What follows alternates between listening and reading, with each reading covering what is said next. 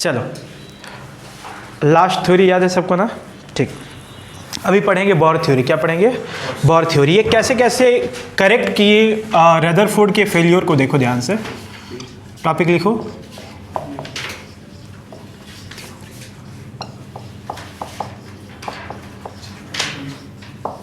Bourse theory.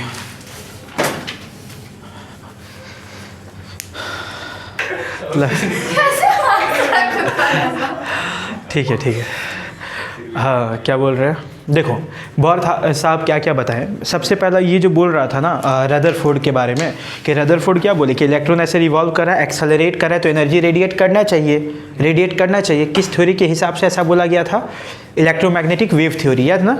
Maxwell electromagnetic wave theory. तो bore साहब बोले ना कि नहीं, ऐसा नहीं है कि वो एनर्जी रेडिएट करेगा। जो इलेक्ट्रॉन रिवॉल्व करता है ना न्यूक्लियस के अराउंड, वो स्टेबल ऑर्बिट में रिवॉल्व कर रहा होता है। स्टेबल ऑर्बिट मतलब उसका कोई लॉस ऑफ एनर्जी नहीं होगा। ऐसे घूम रहा है तो बस घूम रहा है, एनर्जी का लॉस वहाँ पे नहीं होगा। अगर एनर्जी का लॉस नहीं होगा तो रेडियस छोटा नहीं होगा और वो जाके कोलैप्स नहीं करेगा। वो क्या बताए बाबू कि इलेक्ट्रॉन जो घूमता है without the radiation of electromagnetic waves, वो मस्त ऐसे घूमते रहता है। और उस ऑर्बिट को क्या बोलते हैं? Stable orbit. क्या बोलते हैं? क्यों स्टेबल ऑर्बिट बोला? क्या? क्योंकि लॉस ऑफ एनर्जी नहीं हो रहा है। आगे बात समझ में? और इस स्टेट को स्टेशनरी स्टेट भी बोलते हैं। क्या बोलते हैं? Stationery state. ठीक, ये पहला पोस्टुलेट बताएं।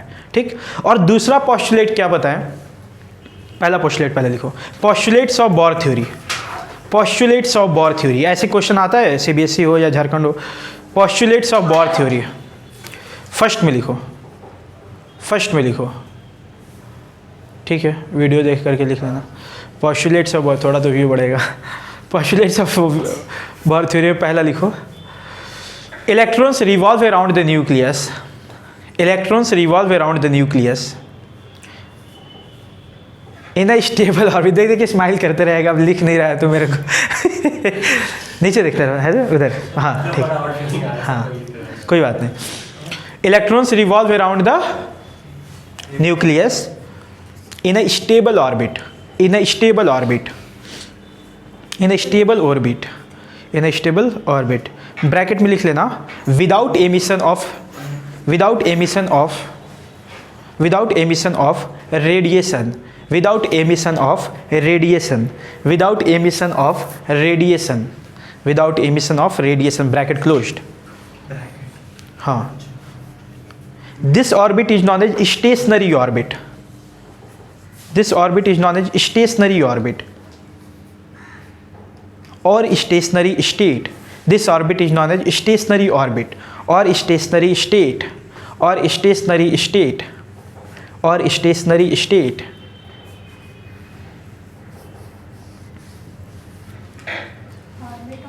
और स्टेशनरी स्टेट, और स्टेशनरी स्टेट। आओ सुनो, क्या बोले यार कि इलेक्ट्रॉन जो घूम रहा है वो कोई भी रेडिएशन एमिट नहीं करेगा, वो मस्त ऐसा घूमता रहेगा, वो कोई भी एनर्जी का लॉस नहीं करेगा। और इस ऑर्बिट को बोलते हैं स्टेबल ऑर्बिट या फिर स्टेशनरी ऑर्बिट। और उस स्टेट, उस सिचुएशन को क्या कह सकते हैं? Stationery state. आगे बात समझ में? अब अगला पोस्टुलेट में वो बताए कि स्टेबल ऑर्बिट बोलेंगे किसको, स्टेबल ऑर्बिट किसको कहा जाएगा। उसके बारे में क्या बोले कि वही ऑर्बिट स्टेबल ऑर्बिट कहा जाएगा जिसमें घूमता हुआ इलेक्ट्रॉन का एंगुलर मोमेंटम कितना हो? NH/2π। कितना हो भाई? NH/2π। n क्या है? कोई भी इंटीजर, कोई भी इंटीजर। याद है क्वांटाइजेशन ऑफ चार्ज पढ़े थे अपन कि चार्ज जो है किसी भी वैल्यू का पॉसिबल नहीं होता है, कोई स्पेसिफिक वैल्यू होता है। Integral multiple of electronic charge Q बराबर NE लिखे थे, मतलब E, 2E, 3E, 4E, 4.5E possible नहीं है। वैसे ही एक क्या बोले ना कि जब इलेक्ट्रॉन घूम रहा होता है तो इस सिस्टम का जो एंगुलर मोमेंटम होता है वो कोई भी एंगुलर मोमेंटम पॉसिबल नहीं है, वो h/2 के इंटीग्रल मल्टीपल में पॉसिबल है। h/2π, 2h/2π, 3h/2π, इस तरीके से, बीच में कोई पॉसिबल नहीं है। ऐसा ऑर्बिट जिसके लिए एंगुलर मोमेंटम NH/2π हो वही स्टेबल ऑर्बिट कहलाता है। आगे बात समझ में? पहला पोस्टुलेट में क्या बताया? स्टेबल ऑर्बिट में घूमता है। दूसरा में क्या बताया? स्टेबल ऑर्बिट का मतलब क्या है। आगे बात समझ में? लिखो सेकंड पोस्टुलेट्स, सेकंड पोस्टुलेट्स, या सेकंड ऐसे लिखो ना, फर्स्ट लिखा ना, सेकंड में लिखो।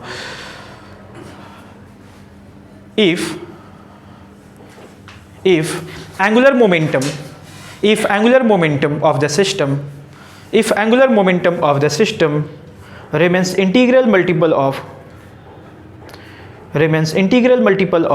h by 2 pi, remains integral multiple of h by 2 pi,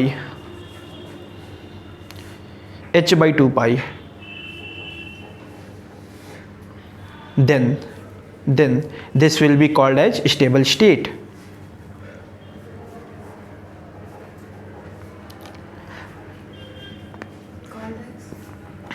stable state चल रहा है वीडियो ना? क्या बोल रहे थे बाबू कि अगर एंगुलर मोमेंटम, सिस्टम का एंगुलर मोमेंटम अगर h/2 के इंटीग्रल मल्टीपल में होगा तभी इसको आप स्टेबल स्टेट कह सकते हैं। आगे बात समझ में? इसी लॉ को ये भी बोलते हैं quantization of angular momentum. Quantization of, क्योंकि एंगुलर मोमेंट क्या क्वांटाइज्ड है ना, h/2 पाई टू h/3 पाई, इस तरीके से क्वांटा फिक्स अमाउंट में पॉसिबल होता है। सो लिख लेना पैराग्राफ चेंज करके इसी में, this law is known as quantization of angular momentum. This law is known as quantization of angular momentum. This law is known as quantization of angular momentum. Quantization of angular momentum.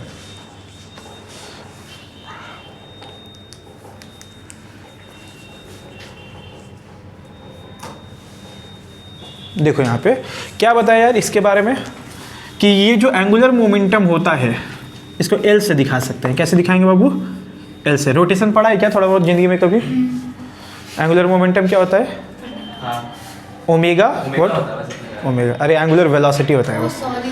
Angular linear momentum m भी होता है, m into भी होता है linear momentum. Angular momentum होता है I into omega, moment of inertia into omega limit. बस angular momentum होता है कुछ जिसका फार्मूला होता है, अगर कोई पार्टिकल सर्कल में से मूव कर रहा है ना तो उसका एंगुलर मोमेंटम होता है mvr। क्या होता है? mvr। मैं समझा रहा हूँ थोड़ी देर में। अभी सुन, सेकंड पोस्टुलेट से ही बोला कि एंगुलर मोमेंटम कितना होना चाहिए बाबू?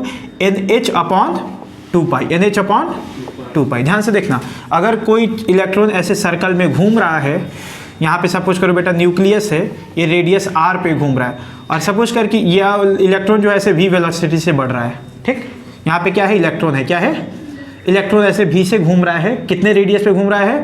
r रेडियस पे। तो इसका एंगुलर मोमेंटम का फॉर्मूला होता है mvr। कितना होता है? mvr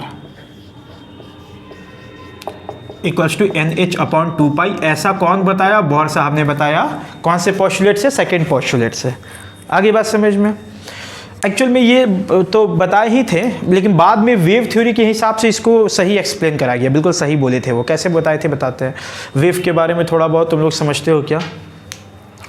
खैर नहीं समझते हो तो मैं कोशिश करता हूँ। देखो, इसको प्रूव ही कर दिया गया, ये क्वेश्चन कम्प्लीटली करेक्ट। कैसे? याद है वेव के बारे में थोड़ा सा तुम लोग को समझाया था कि अगर रस्सी बांधोगे यूँ यूँ डर डर तो क्या एनर्जी भागता था? एनर्जी भागता था ना, एनर्जी प्रोपगेट कर रहा होता था। ठीक है, हर एक पार्टिकल को क्या मिलता था? SHM मिलता था और एनर्जी प्रोपगेट कर रहा होता था। याद इतना। एक चीज़ मैं तुमसे पूछता हूँ बेटा, जैसे मान ले कि अच्छा हर एक पार्टिकल करता क्या है? पीछे वाले पार्टिकल को कॉपी करता है। मतलब ये एनर्जी इसको दिया, ये एनर्जी इसको दिया, ये एनर्जी इसको दिया। एनर्जी का ट्रांसफ़र हो रहा होता है। क्या हो रहा होता है? एनर्जी का ट्रांसफ़र हो रहा होता है। लेकिन एक उसको बोलते हैं प्रोग्रेसिव वेव, जो पढ़े थे अपन, उसको क्या बोलते हैं? प्रोग्रेसिव। प्रोग्रेस कर रहा है, भाग रहा है आगे की तरफ। क्या है वो? Progressive wave. एक होता है स्टैंडिंग वेव। क्या होता है? स्टैंडिंग वेव क्या होता है? इसमें एनर्जी भागता नहीं है, एक ही जगह पे खड़े रहता है, एक ही जगह पे ऑस्किलेट कर रहा होता है। जैसे कि एग्जांपल देते हैं, मान ले कि ये मेरा दोनों हाथ के बीच में एक यहाँ पे ये बांध दिए, क्या बोलते हैं? रबड़ बांध दिए, और एक यहाँ बांध दिए, बीच में पकड़े तो ऐसे खींच दी तो ये रन रन रन रन ऐसा होता है क्या? देखिए वो ऐसा दिखता है, धीरे धीरे फिर आ जाता है यहाँ पे। तो वो एनर्जी कहीं भाग नहीं रहा है, बल्कि यहीं पे है। उसको बोलते हैं स्टैंडिंग वेव। क्या बोलते हैं इसको? Standing wave. वहाँ पे कोई लॉस, अगर मान लेते हैं कि ये ग्रेविटी वगैरह को हम लोग इग्नोर कर दें और एयर रेजिस्टेंस को इग्नोर कर दें, अगर कोई रबड़ को तुम ऐसे खींच देते ना तो ज़िंदगी भर ऐसे ऐसे करता रहता, क्योंकि कोई लॉस नहीं होगा। पर ऐसा होता है क्या? धीरे धीरे रुक जाता है। क्यों रुक जाता है रे? एयर रेजिस्टेंस के कारण एनर्जी का लॉस होता जाता है और रुक जाता है। तो स्टैंडिंग वेव में एनर्जी स्टोर्ड रहता है, वो खत्म नहीं होता, कहीं जाता नहीं है। आगे बात समझ में ना? पहला चीज़। दूसरी बात, जैसे देख, मान लेते हैं, ये थोड़ा सा एक्स्ट्रा ज्ञान दे रहे हैं इसको प्रूफ कराने के लिए, हालांकि ऐसा बोर्ड में पूछेगा नहीं पर इम्पॉर्टेंट है, सुन लो। जैसे मान लो कि कोई एक रस्सी, एक धागा रहता है बाबू, कोई रबड़ रहता, उसको अगर नीचे छोड़ देते तो ये ऐसा वेव बनता। क्या देख, इस तरीके से करता रहता, ठीक, ऐसा बन रहा है। ये इसको बोलते हैं फंडामेंटल वेव। क्या बोलते हैं इसको? Fundamental wave. अगर एक ऐसा भी बन सकता था, यूं इस तरीके, ये भी कर रहा है, ये भी कर रहा है। इसको बोलते हैं सेकेंड मोड ऑफ वाइब्रेशन। क्या बोलते हैं? Second mode of vibration. ये सब पढ़ना था वेव्स में, तुम लोग तो नहीं पढ़े हो। वेव्स नहीं पढ़े, वेव ऑप्टिक्स पढ़े हो। उसको समझाने के लिए थोड़ा सा केवल बताए थे, ये सब तुम नहीं पढ़े हो। ये वेव्स ऑन द स्ट्रिंग में पूरा डिटेल में चर्चा था ये सब। खैर लीव इट।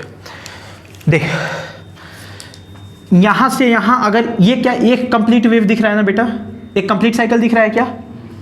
क्या इसी को वेवलेंथ बोलते थे? याद कर, बोलते थे क्या?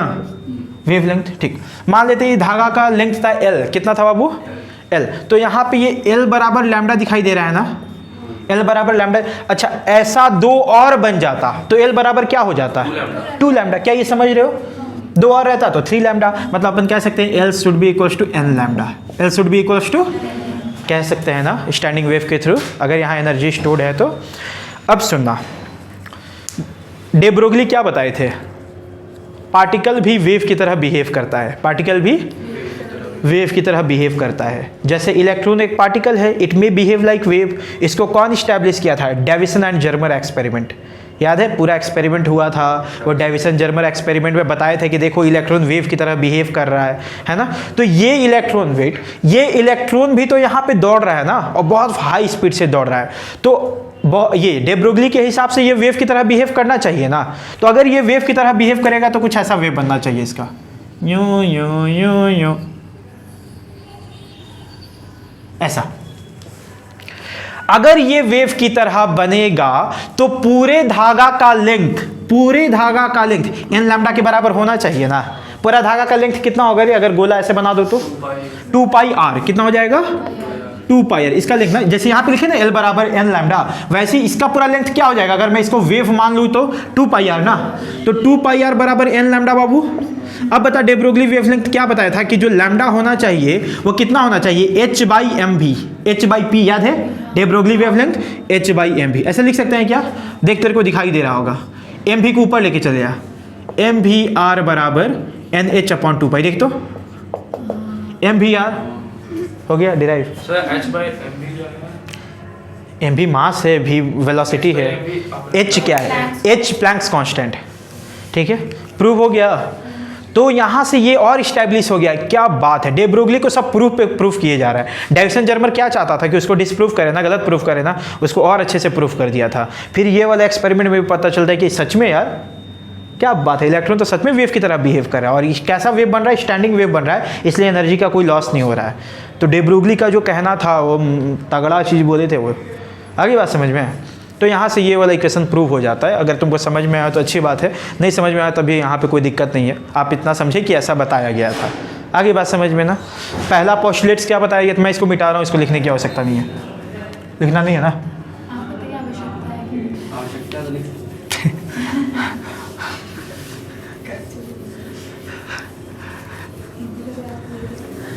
चलिए आइए, अब जरा कैलकुलेशन पे बात करते हैं।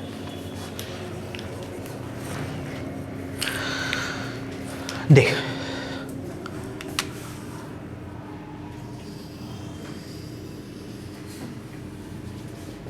मान लेते हैं आर रेडियस के ऑर्बिट पे एक इलेक्ट्रॉन भी से चल रहा है। यहाँ पे न्यूक्लियस होता है ना? क्या होता है बेटा? न्यूक्लियस। मैं मान लेता हूँ कि एक ऐसा एलिमेंट का के एटम की बात कर रहा हूँ जिसका एटॉमिक नंबर जेड है। कितना है? एटॉमिक नंबर का क्या मतलब होता था? Number of proton. Number of, अगर मैं एटॉमिक नंबर 2 लेता हूँ मतलब 2 प्रोटॉन है। अगर मैं जेड एटॉमिक नंबर लेता हूँ तो कितना प्रोटॉन है? जेड प्रोटॉन है। तो टोटल चार्ज कितना हो जाएगा? जेड इंटू एक प्रोटॉन का चार्ज। अगर 2 प्रोटॉन होता तो 2 इंटू ई होता ना। जेड है तो कितना चार्ज हो गया? जेड इंटू ई। कितना चार्ज हो गया? किसके चार्ज की बात कर रहा हूं मैं? न्यूक्लियस के चार्ज की। किसकी बात कर रहा हूं? वो पॉजिटिव चार्ज होगा कि नेगेटिव? न्यूक्लियस में प्रोटॉन पॉजिटिव चार्ज में होता है। तो यहाँ पे इसका चार्ज कितना है बाबू? प्लस जेड ई। कितना है रे? प्लस जेड ई। और इसका चार्ज कितना है बाबू? माइनस ई। इलेक्ट्रॉन है ना? कोई तकलीफ? चलो अब सुनना, क्या ये बताया गया था ना बेटा कि इलेक्ट्रॉन को ये जो न्यूक्लियस है अपनी तरफ अट्रैक्ट कर रहा होता है। क्या कर रहा होता है? अट्रैक्ट कर रहा होता है फोर्स ऑफ अट्रैक्शन से, और यही फोर्स ऑफ अट्रैक्शन इसको सेंट्रीपिटल फोर्स प्रोवाइड कर रहा होता है, जिसके कारण वो घूम रहा होता है। ऐसा तो ये क्या बोलते हैं, रदरफोर्ड भी बता दिए थे, रदरफोर्ड बताए थे ना कि जो फोर्स ऑफ अट्रैक्शन है वही उसको सेंट्रीपिटल फोर्स प्रोवाइड करेगा, जिसके कारण वो सर्कल में मोशन करेगा। तो यही बात ये भी रिपीट करें कि हाँ रदरफोर्ड साहब ये सही बताएं, ठीक है। तो इक्वेशन क्या लिखे थे याद करना जरा, इक्वेशन क्या लिखे थे, ऐसे लिखते हैं ना बेटा, centripetal force equals to mass into centripetal acceleration, ठीक। बताना सेंट्रीपिटल फोर्स कितना, इन दोनों के बीच में फोर्स कितना होगा, के Q1 Q2 by R square. के को मैं क्या लिखूंगा 1/4 pi epsilon not Q1 Q2, Q1 मतलब JD और ये प्लस ही रखेंगे कि माइनस ही, प्लस ही, क्योंकि चार्ज का मैग्नीट्यूड लेते हैं इलेक्ट्रोस्टैटिक्स में। तो क्या लिखेंगे ZE square by R square बराबर एम भी, अच्छा सेंट्रीपिटल एक्सेलरेशन का formula V square by R. कोई तकलीफ इसमें यार, ये इक्वेशन नंबर, ये कहाँ से पता, ये तो रदरफोर्ड ही बता दिए थे और बोर साहब भी इसको रिपीट किए, नहीं ये तो भाई रदरफोर्ड सही बोला, गलत नहीं बोला है। फिर बोर साहब जो सेकंड पोस्टुलेट्स में क्या बताए थे बाबू कि एंगुलर मोमेंटम जो होना चाहिए जो कि mvr है वो किसके बराबर होना चाहिए, NH/2π होना चाहिए ना। आइए मान लेते हैं कि मैं तेरे को एलिमेंट दे दिया हूं, कॉपर दे दिया हूं, तो कॉपर का एटॉमिक नंबर तो सबको पता होता है, तुमको नहीं याद होगा लेकिन पता होना चाहिए ना, एटॉमिक नंबर पता होना चाहिए। तो जेड हम लोग को पता है, मत याद कर, जेड हम लोग को पता है, क्या पता है बाबू, जेड पता है, ठीक। इलेक्ट्रॉन का चार्ज पता है, इलेक्ट्रॉन का मास पता है, यहाँ देखते तेरे को सब कुछ पता है केवल दो चीज को छोड़ करके, इलेक्ट्रॉन किस स्पीड से दौड़ रहा है और किस रेडियस पे दौड़ रहा है, तेरे को ये नहीं पता, आर और वी पता नहीं है। दो इक्वेशन है, दो अननोन है, कैलकुलेट करा जा सकता है, यही कैलकुलेट करेंगे। आगे बात समझ में, आर और भी का वैल्यू लिखना नहीं है अभी। चलो कैसे निकाले बता, आर का वैल्यू चाहिए ना, ओके। यहां से वी का वैल्यू यहां पुट कर सकते हो क्या सेकंड में, देख ध्यान से, फ्रॉम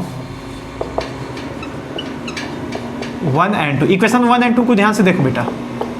भी का वैल्यू यहां से क्या उठा सकते थे, NH/2π/mr, क्या पुट कर सकते थे, भी बराबर NH/2π/mr, इस भी का वैल्यू यहां पुट करना है अपने को। आगे बात समझ में, करा जाए, देख मेरा साथ देना यार, कहीं गलत होगा तो बताना, तो सारा कैलकुलेशन गड़बड़ हो जाएगा, बता रहे हैं बहुत लंबा चौड़ा कैलकुलेशन करेंगे आज। JD square divided by R, देख तो ये आर कैंसिल आउट हो जाएगा क्या, ये खत्म कर दिए यहाँ से पहले, इक्वल्स टू m, भी स्क्वायर है ना बेटा, तो भी की जगह पे क्या लिखना था, NH/2π/mr, इसका क्या ले लूं, ठीक। अब कर बता, बहुत लंबा चौड़ा है यार, 1/4 pi epsilon JD square by R equals to m n square h square 4 pi square m square r square. देख तो क्या क्या कैंसिल आउट हुआ बाबू, बहुत कुछ कैंसिल हो रहा है, 4 गया, पाई गया, एक r गया, एक m गया, और कुछ नहीं, बस इतना ही। तो देखो क्या दिखाई देगा, JD square by epsilon not बराबर n square h square by pi m, मेरे को r चाहिए था ना बाबू, r दिखाता हुआ दिखाई दे रहा है, और को h square by pi into m, epsilon ऊपर चला गया, e स्क्वायर नीचे चला आया, यहाँ n स्क्वायर है और z है, ऐसा क्या देख तो सब कुछ लिख दिए। हम ऐसा क्यों कर रहे थे, इसको आप इग्नोर कर रहे थे क्योंकि हमको सबसे किनारे लिखना था, बता रहे हैं क्यों, ठीक है। सब कुछ लिखा हुआ है ना। अब सुनना, ये रेडियस का फॉर्मूला आ गया, ये रेडियस का फॉर्मूला आ गया हमारे पास। देख तो इसमें कुछ कुछ नोन टर्म है जो तेरे को पहले से वैल्यू पता है। h is the Planck's constant ना, h क्या है बेटा, प्लैंक्स कांस्टेंट, कितना वैल्यू होता है 6.626 इंटू 10⁻34 जूल सेकेंड, ऐसा ना, ऐसा यूनिट में होता है। एप्सिलॉन नॉट का वैल्यू बताओ, रिया बताइए।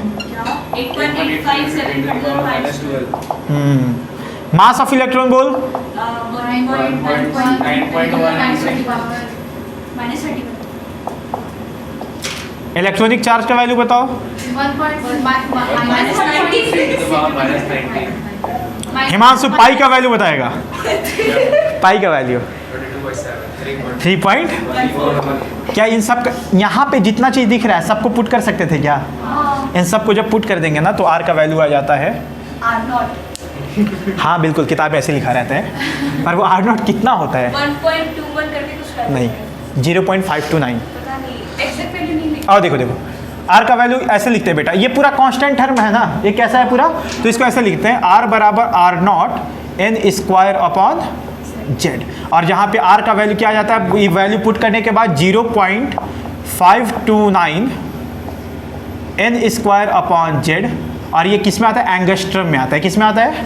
एंगस्ट्रॉम में, ठीक है ना। तो ये तुमको याद रखना है फॉर्मूला। और इनमें सबसे ज़्यादा इंपॉर्टेंट है ये एन स्क्वायर बाई जेड किसके प्रोपोर्शनल होता है, एन और जेड, है ना। एन क्या है रे छोटू? इंटीजर, इंटीजर याद है ना, 1 2 3, मतलब पहले ऑर्बिट का रेडियस निकालना होगा तो n बराबर 1 पुट कर दोगे, पहले दूसरे का रेडियस निकालना होगा तो n बराबर 2 पुट कर दोगे। तो क्या मेरे को बताओ, एक न्यूक्लियस के अराउंड हर एक रेडियस पे घूम सकता है कि फिक्स रेडियस पे घूमता है? देख n बराबर 1 पुट करोगे तो ये n बराबर 2 पुट कर दोगे तो 4 टाइम्स हो जाएगा, बीच में खाली रहता है, बीच में कोई इलेक्ट्रॉन नहीं रह सकता। आगे बात समझ में? तो ऐसा नहीं है कि और हर यहाँ घूम रहा है, यहाँ घूम रहा है, यहाँ घूम रहा है, ऐसा नहीं है, फिक्स ऑर्बिट डिफाइंड है। और वो जो ऑर्बिट आ रहा है वही क्या है? स्टेबल ऑर्बिट है। आगे बात समझ में? तो उसी में घूम सकता है, हर रेडियस पे नहीं घूम सकता। कोई तकलीफ ये समझने में? याद रहेगा formula 0.529 N square by Z, 0.529 N square by Z. और रेडियस तुम्हारा किस में आ रहा है? एंगस्ट्रॉम में। याद रखना किस में आ रहा है बेटा? एंगस्ट्रॉम में आ रहा है। कोई तकलीफ यहाँ तक? अगर रेडियस आ गया तो क्या हम वेलोसिटी भी निकाल सकते थे? चल कौन से इक्वेशन में पुट करके वेलोसिटी निकाल दे बता, नीचे वाले में। चलो तो देखो, फ्रॉम, प्राची समझ में आ रहा है? कोई तकलीफ? क्या तुम अकेला महसूस कर रही हो? वेलोसिटी इक्वल्स टू क्या लिखोगे बोल? NH/2 पाई एम आर। पहले जनरल फॉर्म में थोड़ा पुट कर लेते हैं, NH/2 पाई एम। आर का वैल्यू क्या था रे जनरल फॉर्मेट में? नहीं, ये वाला एकदम जनरल। क्या लिखे बोल? H square epsilon naught N square by pi M E square Z. देख जो जो कांस्टेंट है एक साइड लिखते हैं, तो पहले रुको, एच गया क्या? M भी गया, पाई भी एम भी गया, और कुछ गया? पाई कहाँ जाएगा? ओके, पाई भी गया, और कुछ? एन, और भी E square by 2 epsilon, Z कहीं छोटा है, लिखेंगे किनारे लिखेंगे, रुकना, E square by 2 H epsilon naught, यही ना बाबू? हाँ रुकना, और इधर क्या बचिया? Z by N. ठीक है, यही वेरिएबल है, ये जो कांस्टेंट हम इधर लिखना चाह रहे हैं। गुस्सा देते हो तुम लोग यार, मतलब जेड बाई एन। ठीक है यहाँ तक? क्या ये कांस्टेंट वैल्यू है? इसको फिर से पुट करा जा सकता था। इसको जब पुट करेंगे कांस्टेंट वैल्यू को तो v का वैल्यू आता है बेटा 2 पॉइंट, याद नहीं है किसी को? स्कूल में क्या खाक छान क्या है वो? स्कूल में सब पढ़ाए हुए हैं। स्कूल में आप पढ़ाया था 2.18 into 10 to the power 6 Z by N, और ये आता है मीटर पर सेकेंड में। हाँ, वेलोसिटी है तो एंगस्ट्रॉम में आ जाएगा। नहीं, हम बोल रहे स्पीड ज़्यादा रहता है। वही तो दिखाना चाह रहे हैं। देख काफ़ी स्पीड रहता है। याद कर हम बोले थे तुम लोग को जब बॉल ये पढ़ाए थे डे ब्रोगली में कि अगर तुम एक बॉल को फेंकोगे तो तेरे को वेव जैसा दिखाई देगा क्या? नहीं, क्योंकि उसका वेवलेंथ बहुत छोटा आता था। फिर हम तुमको ये बात बताए थे कि अगर कोई पार्टिकल को स्पीड ऑफ लाइट के कंपैरिजन में फेंको ना 3 लाख किलोमीटर पर सेकेंड के रेंज में, तब जा करके क्या होता है, वो वेव जैसा दिखता है। देख इसका स्पीड अच्छा खासा है ना, 100 का अंतर है केवल। 10 टू द पावर 8 होता है लाइट का स्पीड, इसमें 10 टू द पावर 6 है, तो 100 का ही अंतर है ना, 100 गुना कम है बस। तो ये ऑलमोस्ट आसपास में है। तो ये इलेक्ट्रॉन कैसे बिहेव करने लगता है? वेव की तरह। कैसे बिहेव करता है? और वेव की तरह बिहेव करता है, इसीलिए तो स्टैंडिंग वेव बनाता है, और स्टैंडिंग वेव बना करके स्टेबल हो जाता है। आगे बात समझ में? तो इतना स्पीड से घूमता है, तू सोच, जब तू ऐसे दे, मान ले कि हम लोग को भगवान एकदम दिव्य चक्षु दे दे। चक्षु, यू नो व्हाट? दिव्य चक्षु, आँख को बोलते हैं, आँख को बोलते हैं। तो अगर दिव्य नयन दे दे भगवान हमें और हम एटम को देख सकते हैं तो इलेक्ट्रॉन मेरे को कितना फास्ट स्पीड से मेरे को हम देख भी पाते हैं। पंखा थोड़ा सा स्पीड से चलता है तो मेरे को लगता है कि पूरा गोला बन गया, डिस्क बन गया है, लगता है ना। तो ये तो इतना स्पीड से चलता है तो मेरे को कुछ दिखता नहीं है। एक्चुअली में जब भी ऑब्जर्वेशन करने की कोशिश करा गया ना तो एक इलेक्ट्रॉन ही दिखा, ऐसा काला काला केवल दिखता है।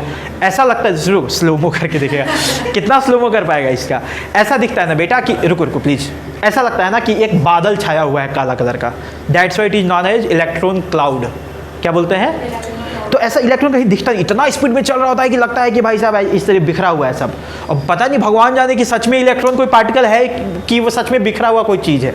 अभी तक किसी को पता नहीं चला है सच में इलेक्ट्रॉन है कि ये भी पता नहीं चला है। चलेगा तो वो खत्म नहीं हो जाएगा। खत्म क्यों होगा? हीट आएगा नहीं, इस हीट कहाँ जाता है? पार्टिकल के काइनेटिक एनर्जी में ही तो जाता है। तुम तो एक पार्टिकल की बात कर रहे हो, तो हीट कहाँ से? समझ में आया? तो हो सकता है कि मे बी इलेक्ट्रॉन क्लाउड जैसा ही काला काला कुछ हो जिसको हम लोग इलेक्ट्रॉन समझ के अभी तक स्टडी करे जा रहे हैं। तो अभी तक सब कुछ सही बैठ रहा है तो पढ़े जा रहे हैं, जिस दिन गलत हो जाएगा फिर कुछ और है। फिर से ट्वेल्थ पढ़ना पड़ेगा। नहीं, फिर तुमको पढ़ना नहीं पड़े, तुम तब तक दुकान में बैठे रहोगे। अच्छा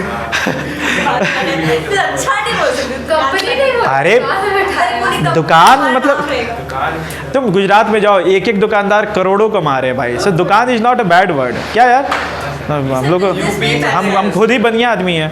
यूपी भी चल रही है। अब बढ़िया है पैसा तो। हाँ बनिया है, तो बिजनेस का तो आइडिया बनिया है। प्राची क्या गढ़वा सब हम लोग बनिया ही हैं। ओके बनिया ही है भी, आज बनिया ही राज कर रहे हैं मोदी।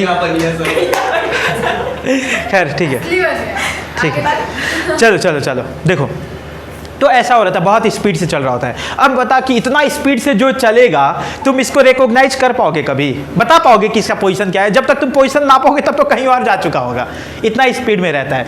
यहीं से वो वाला प्रिंसिपल आया था, हाइजेनबर्ग अनसर्टेनिटी प्रिंसिपल। याद है पढ़ाए थे डुअल नेचर में, हाइजेनबर्ग अनसर्टेनिटी प्रिंसिपल। बोल दो क्या करो, हाँ हाँ याद है ना? हाँ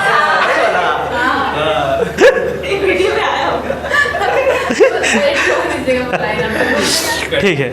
हाँ तो तुम लोग तो अच्छे से याद है तुम लोग को कि कितने अच्छे से पढ़ाया गया था तुम लोग को। ओके तो हाइजेनबर्ग अनसर्टेनिटी प्रिंसिपल क्या कहता है कि किसी भी पार्टिकल का लोकेशन और मोमेंटम एक साथ आप एक्यूरेटली मेजर नहीं कर सकते, दोनों में कुछ ना कुछ गड़बड़ी आता है। क्यों आता है? दिखाई दे रहा है क्योंकि बहुत स्पीड से चल रहा है, कहाँ से लोकेशन करेक्टली तो मेजर कर पाएगा? आगे बात समझ में? आपके लिए काम की बात क्या है कि आपको ये दोनों फॉर्मूला याद रहना चाहिए, आर ये वाला और ये वाला, ठीक है ना? याद रहेगा। और सुन, कभी कभी एग्जाम में बोलता है कि डिराइव करिए, तो ऐसा मत करना बेटा कि इसका जनरल फार्मूला और इसका जनरल फार्मूला रट लेना, ऐसे मत करना, क्योंकि रटोगे तो भूल जाओगे, श्योर है।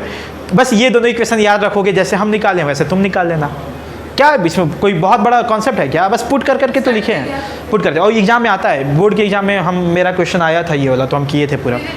डेरिवेशन आया था मेरे टाइम में, तो डेरिवेशन आया था तो हम कर लिए थे, कोई बहुत बड़ा डील नहीं है, यू कैन डू इट। ठीक है यहाँ तक?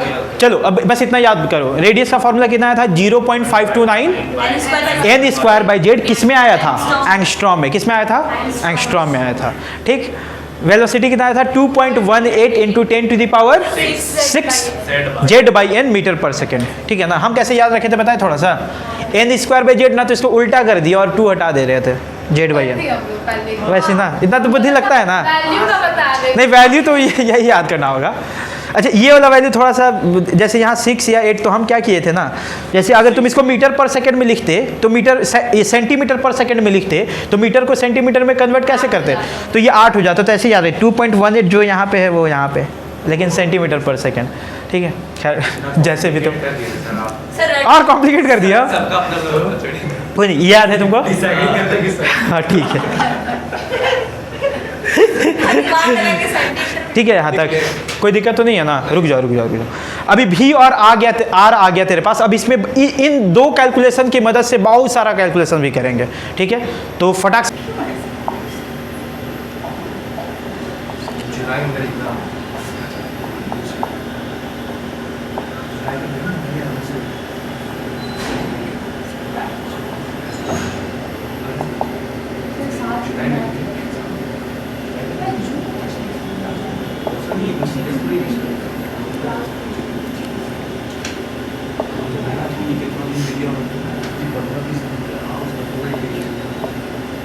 चलो आ जाओ बाबू, आ जाओ यार, बस करो। देखो ये हम लोग डिराइव कर लिए रेडियस का वैल्यू और किसका वेलोसिटी का ना। चलिए अभी एक बात करते हैं अपन और जरा इसके एनर्जी की बात कर रहे हैं। किसकी बात कर रहे हैं बाबू? एनर्जी की बात कर रहे हैं। हाँ, पूरे सिस्टम की एनर्जी की बात कर रहा हूँ। इलेक्ट्रॉन घूम रहा है ना, क्या कर रहा है? मतलब मोशन में है ना, that's why it should have kinetic energy. It should have kinetic energy. तो इसका काइनेटिक एनर्जी हम लोग लिखने की कोशिश करते हैं। बताओ काइनेटिक एनर्जी कितना होगा? या ऐसे लिखो, रुको रुको, ये कौन सा इक्वेशन लिखे थे यार इलेक्ट्रोस्टैटिक्स वाला? फिर से बताना तो थोड़ा। 1/4 हाँ, ZE square by 4 pi epsilon not R square, यही था ना नेट फोर्स ऑफ अट्रैक्शन शुरुआत वाला रे। अरे Q1 Q2 by 4।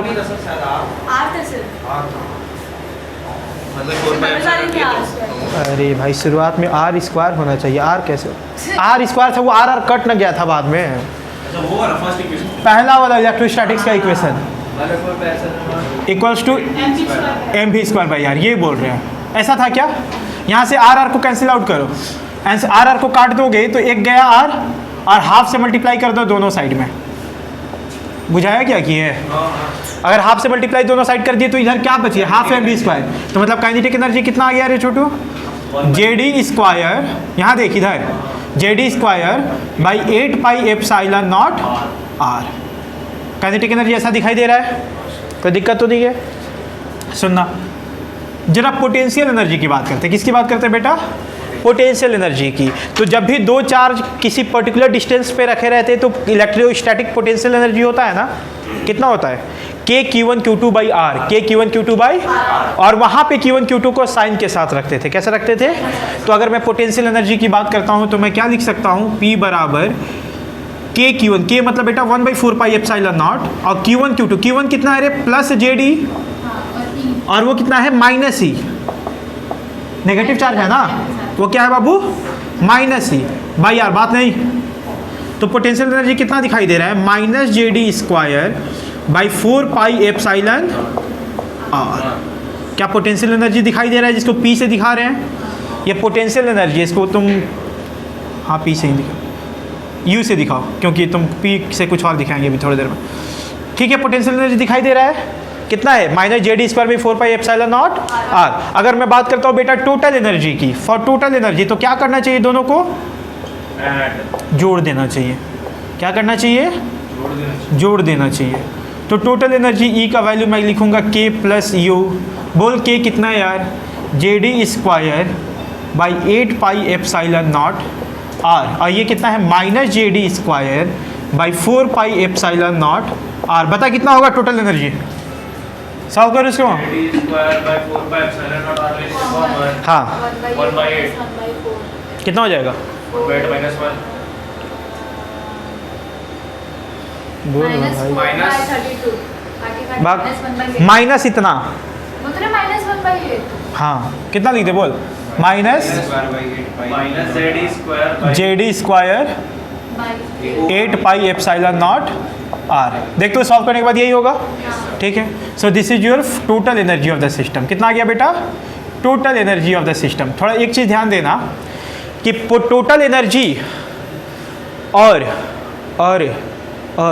Kinetic energy का मैग्नीट्यूड सेम है। देख, बस वो प्लस में है और ये कौन सा प्लस में है, कौन सा माइनस में है? टोटल एनर्जी माइनस में और काइनेटिक एनर्जी, क्योंकि काइनेटिक एनर्जी कभी नेगेटिव भी नहीं हो सकता, because it's formula is half mv square, और v स्क्वायर हमेशा पॉजिटिव में आएगा ना, मास पॉजिटिव होता है ना, तो काइनेटिक एनर्जी हमेशा पॉजिटिव होता है। क्या होता है? पॉजिटिव। तो यहाँ पे लेकिन एक चीज़ बस दिखाई दे रहा है बेटा अपने को कि काइनेटिक एनर्जी का मैग्नीट्यूड बराबर टोटल एनर्जी का मैग्नीट्यूड सेम है ना? क्या है बाबू? सेम है। पोटेंशियल एनर्जी से कंपेयर करो तो दोनों को, इन दोनों को कंपेयर करो, इसको और टोटल एनर्जी को, कौन बड़ा है? टोटल एनर्जी की पोटेंशियल एनर्जी? ये कोई सवाल नहीं है। टोटल ये बड़ा है कि ये बड़ा है? पोटेंशियल बड़ा है। अरे नीचे 4 है, यहाँ नीचे 8 है, तो ये छोटा ना हो गया, वो बड़ा है। और माइनस के साथ दैट्स मैग्नीट्यूड। आगे मैग्नीट्यूड की बात कर रहे हैं। किसकी बात कर रहे हैं बेटा? मैग्नीट्यूड की। तो मैग्नीट्यूड U ज़्यादा है ना, कितना ज़्यादा है? 2 गुना। देख, तो अपन क्या लिखे? K बराबर E बराबर P के मैग्नीट्यूड का 2। देख, ये इन दोनों से दोगुना है ना, तो ऐसे लिख सकते हैं ना। सर यू लिखिए। ओके ठीक है बाबू, ये याद रखना के ई बराबर u बाई 2 है ना। तो ये दोनों का मैग्नीट्यूड बराबर होता है और इसका इन दोनों के हाफ होता है। ठीक है, कौन कौन नेगेटिव में होता है, कौन सा याद रखोगे? काइनेटिक एनर्जी तो हमेशा पॉजिटिव में होगा, काइनेटिक को छोड़ दो। काइनेटिक एनर्जी पॉजिटिव होगा, और ये दोनों कैसा होता है? नेगेटिव होता है। क्या होता है बेटा, याद रहेगा इतना? कौन क्या होता है पहले ये याद रखो, k बराबर ई बराबर u बाई 2 मैग्नीट्यूड वाइज। कैसे? Magnitude wise. ठीक, दूसरी बात क्या याद रखना चाहिए हम लोग को? काइनेटिक एनर्जी पॉजिटिव होता है और बाकी दोनों नेगेटिव होता है। ठीक है यहाँ तक। अब चल यहाँ पे हम लोग कुछ कुछ वैल्यू पुट करते हैं। देख फिर से टोटल एनर्जी की थोड़ा सा और चर्चा करते हैं। तो देखो ध्यान से, क्या लिख सकते हैं? Minus J D square by 8 pi epsilon naught. R तो हम लोग को पता नहीं ना, आर को जनरल टर्म में कैसे लिखेंगे? आर वहाँ डिराइव करके रखे हुए थे, उसको पुट कर जरा, कितना है बोल? h square by h square epsilon not epsilon not N square ऊपर में पाई एम ई स्क्वायर जेड। ऐसा क्या? देख तो जेड और एन को उधर रख, बाकी सबको इधर रख। तो क्या क्या बच रहा है? Minus E square pi M E square by, कर देंगे रुको ना, 8 pi epsilon naught H square epsilon naught, और यहाँ बचिया Z square by N square. देख तो बेटा सही किया है क्या मैंने? पाई कट रहा है। पाई कट रहा है और कुछ कट रहा है? नहीं, ये जुड़ जाएगा। कितना हो जाएगा? माइनस ई का पावर 4 डिवाइडेड बाई 8 नॉट का स्क्वायर कर दीजिए। एप्सिलॉन नॉट का स्क्वायर एच स्क्वायर। ऐसा क्या? और यहाँ क्या बच गया? N square upon, sorry M छोड़ दिए। एम छोड़ दिए ऊपर, ओके। और यहाँ पे क्या बच गया? Z square upon N square. N square. तो ये आ गया टोटल एनर्जी का जनरल फार्मूला। मतलब हर एक ऑर्बिट का n बराबर 1 का ऑर्बिट का में इलेक्ट्रॉन का टोटल एनर्जी कितना है, तो 1 पुट कर दोगे, 2 पुट कर दोगे, ऐसे निकाल सकते हो ना। अब बताइए ये पूरा कांस्टेंट टर्म है क्या? इसको पुट करके एक वैल्यू लिख सकते हैं ना। इसको जब वैल्यू करें तो छोटा हो जाएगा। तो जब ये कांस्टेंट वैल्यू पुट कर देते हैं इन सब का, तो ई का वैल्यू आ जाता है बेटा तुम्हारे लिए खूबसूरत सा equation, minus 13.6 Z square upon N square. और जो आंसर आता है वो आता है इलेक्ट्रॉन वोल्ट में। कैसे आता है? हाँ, minus 13.6 Z square upon N square. किस में आता है ये? इलेक्ट्रॉन वोल्ट में। किस में आता है? आपको यहाँ पे जाके पुट करके देखना, माइनस 13.6 नहीं आएगा तो तुम लोग बोलोगे गलत पढ़ाता है मास्टर। अप्रॉक्स का भी बात नहीं है। ये जो इसका वैल्यू चेंज होगी, यूनिट यूनिट यहाँ जूल में आता, तो ऐसा यूनिट में लिखते तो उस जूल को फिर कन्वर्ट करना पड़ेगा इलेक्ट्रॉन वोल्ट में, तब वो ऐसा आएगा। ठीक है ना? ठीक है। Equals to minus 13.6 Z square by N square electron volt. ये याद रहेगा। चलो फटाफट बताओ तो पोटेंशियल एनर्जी क्या होगा? ये टोटल एनर्जी लिख लिया ना। काइनेटिक एनर्जी तुम कितना लिखते हैं जनरल फार्मूला में? क्या बराबर होता है टोटल एनर्जी के? ठीक है, लेकिन प्लस में लिखेंगे क्या? इस बात को ध्यान में रखना है। तो क्या लिखोगे बेटा? 13.6 Z square upon N square electron volt.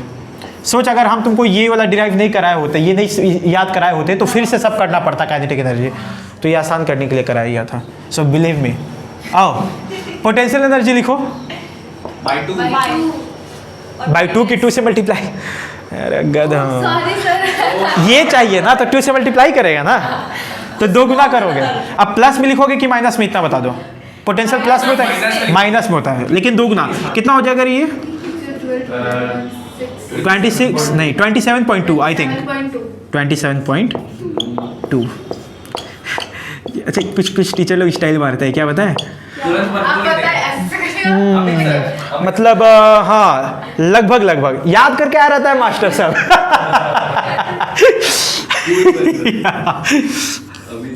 ठीक है, ये इतना याद रहेगा नहीं इतना। लोग सोचते हैं कितना कैलकुलेशन आता है। हाँ ऐसे कुछ नहीं है, सब पढ़ के आते हैं। ठीक है, यहाँ तक यार कोई दिक्कत तो नहीं है। रुको बात नहीं करो ना, थोड़ा सा हमसे बात कर लो। एक सप्ताह 2 सप्ताह बची हो यहाँ। ठीक है, ये टोटल एनर्जी बस याद रखना है, बाकी ये तुम लिख सकते हो क्योंकि तुमको इसका आइडिया है। प्लस माइनस किस में आता है ये भी तेरे को आइडिया, तो लिख सकते हो। कितना होता है? Minus 13.6 Z square upon N square electron volt. कोई तकलीफ? अब सुन सवाल कैसे पूछा जा सकता है हम लोग को। डेरिवेशन ही ना पूछेगा। हाँ नहीं, डेरिवेशन एग्जाम में बोर्ड में भी पूछ दे, आई डोंट नो। क्यों पूछेगा? बर्बाद हो जाएंगे। 5 मार्क्स का सवाल में पूछ सकता है। 5 नंबर क्वेश्चन ही नहीं है। ठीक है, और सुन छोड़ हटा। नहीं मैथ्स में इतना उतारो तो बाबू फटाक से, उतारो उतारो। मैथ में 6 मार्कर आ रहा है इस बार। गुड। मैथ्स में हाँ तो 6 तो आता ही पार्शियल बाय पार्ट्स आएगा। सर कैसे लिखा? नहीं। हम बताए क्या आता है, ये कट गया है लास्ट वाला जो रहता है टॉपिक, वो तो नहीं नहीं पीपीएल एलपीपी ओके, वो तो अरे तो वो हट गया है, तो हम बता रहे प्रोबेबिलिटी भी हट गया है ना, नहीं है probability। पूरा है। अबे कुछ एलपीपी कुछ हटा हुआ है। तो उसमें एक सवाल ये वाला पूछता है, ताश वाला, वापस करिए। ताश वाला पूछ, उसी का पासवर्ड बना के पूछ देगा 3-4 क्वेश्चन। लेकिन Determinant? सबसे इजी रहता है, 1-2 में दिक्कत होता है। एक नंबर वाला सबसे ज़्यादा कॉन्सेप्चुअल रहता है। 2 मार्क्स और कैसे पेपर अटेम्प्ट कैसे करते हो तुम लोग सीबीएसई से? हम मैथ्स पीछे हमेशा से, पीछे से। मैथ्स हमेशा कोई भी सब्जेक्ट का पीछे से करना चाहिए। चाहिए। नहीं हम साइंस और मैथ्स हमेशा पीछे से 10th तक। ठीक है उतारो, ये ठीक है हो गया। मास्टर चलिए अब थोड़ा सा बात करते हैं न्यूमेरिकल पे बात करते हैं। सबसे क्या चल रहा है? और कोई क्या चल रहा है, क्वेश्चन कैसा पूछा जाता है, डेरिवेशन और कर सकते हैं, करेंगे नहीं बता, रुको ना, हो गया। हां सर बता दो। तुम लोग को देखते हैं याद है कि नहीं याद है, पहले रटवाते हैं। आ जाओ कम ऑन गाइस, आ जाओ। देखो रेडियस का फॉर्मूला क्या है, 0.529 n स्क्वायर बाई, स्टार्ट कहाँ से करना है, n से, n square by Z, n square by किस में आता है वो, एंगस्ट्रम में। कितना होता है रे छोटू radius, 0.529 n square by Z angstrom, ठीक है। टाटी सिल्वे कम ऑन। वेलोसिटी का फॉर्मूला क्या था, 2.18 into 10 to the power Z/n 6, 6 2.18 into 10 to the power 6 Z/n Z by N metre per second. Metre per second में, है ना। उसके बाद टोटल एनर्जी -13.6, ये तो बहुत आसान है, -13.6 Z square by N square. जैसे जेड बाई एन था ना वेलोसिटी में, उसको स्क्वायर कर दो बस, Z square by N square, complicate नहीं कर रहे, आसान कर रहे हैं। Z square by N square, आगे बात समझ में याद रहेगा। जेड क्या है बेटा, what is Z, atomic number. N क्या है, इंटीग्रल नंबर, 1 2 3 हो सकता है। मतलब अगर पहले ऑर्बिट की बात करो तो एन का वैल्यू 1 लेना चाहिए, दूसरे ऑर्बिट की बात करो तो एन का वैल्यू 2 लेना चाहिए, 4 लेना चाहिए, हो जाएगा। एन का वैल्यू 2 लेना चाहिए। आगे बात समझ में, ऐसे करके। तो चल अब फटाक से बताना, जिसे पूछेंगे केवल वही बोलेगा, हाँ नीचे मत ताकना, मतलब कॉपी में नहीं देखना। बता प्राची, रेडियस का वैल्यू, रेडियस का वैल्यू 0.5। हम प्राची युवा प्राची, इसको बोल रहे हैं। हाँ बोलो 0.529 पूरा बोलना प्राची बेटा, नहीं याद है। एन स्क्वायर बाई जेड किस में बेटा, एंगस्ट्रॉम में। वेलोसिटी बोलो रिया, 2.18 into 10 to the power 6 नहीं देख रहे sir. 10 to the power 6 n Z by. Himanshu energy, -13.6 z square. Sir देख क्यों सामने जेड स्क्वायर बाई आप बंद कर एन स्क्वायर किस में आ रहा है ये, electron volt. Electron volt. Potential ये काइनेटिक एनर्जी 13.13 पॉजिटिव वही तो रहता है। पॉजिटिव कर दीजिए। सर आप चिट्ठी है ना। Potential energy -27.2। बाकी सब उतार दीजिए। तो वाइवा होगा ना। सिर्फ एक चीज बोलता आई डोंट नो। ये 30 बोले तो क्या आ जाएगा। ठीक है। ये 5 फॉर्मूला आपको याद होना चाहिए और इसी से सवाल बनेंगे। जैसे मैं तुमसे पूछ रहा हूँ, सॉल्व नहीं करना है, बस बताना। एक ऐसा एलिमेंट है जिसका एटॉमिक नंबर 3 है, कितना है बेटा, 3। मतलब मैं क्या 3 लेने कह रहा हूँ, जेड 3। उसके 5वें ऑर्बिट का रेडियस बताओ। n5 है। n5 ले लोगे, जेड 3 ले लोगे, हो गया। मैं ये बोलूँगा हीलियम के दूसरे ऑर्बिट का इलेक्ट्रॉन का स्पीड कितना है, हीलियम का एटॉमिक नंबर कितना होता है, 2। तो जेड 2 ले लोगे, और ऑर्बिट भी दूसरा कह रहा हूँ तो n भी 2 ले लोगे, और वेलोसिटी पूछ रहा हो तो वेलोसिटी वाला बैठा दो, वही। समझ में आ रहा है। ऐसे कई मतलब अनगिनत सवाल इस पे बनाए जा सकते हैं, ना। जैसे अब मान लेके तुमसे ये पूछ लें हम कि अगर हीलियम के तीसरे ऑर्बिट का रेडियस इतना सेंटीमीटर 5 सेंटीमीटर है, तो हीलियम के 5वें ऑर्बिट का कितना रेडियस होगा, इससे डिवाइड कर दोगे तो n स्क्वायर बाई जेड का खाली रेशियो होगा ना। जैसे देखो ऐसा सवाल पूछा जाता, पूछेगा, याद रखना। तो हम एक अच्छा सा सवाल करा रहे हैं, if radius of hydrogen helium lithium beryllium boron. Boron का कितना होता है एटॉमिक नंबर? 5 आया atomic number 4 atomic number. Hydrogen helium lithium beryllium boron 5 हुआ ना। इफ रेडियस ऑफ बोरोन 4+, ऐसा क्यों लिख रहे हैं थोड़ी देर में बताते हैं। क्रिप्टन में क्या है? ऐसे रहती है।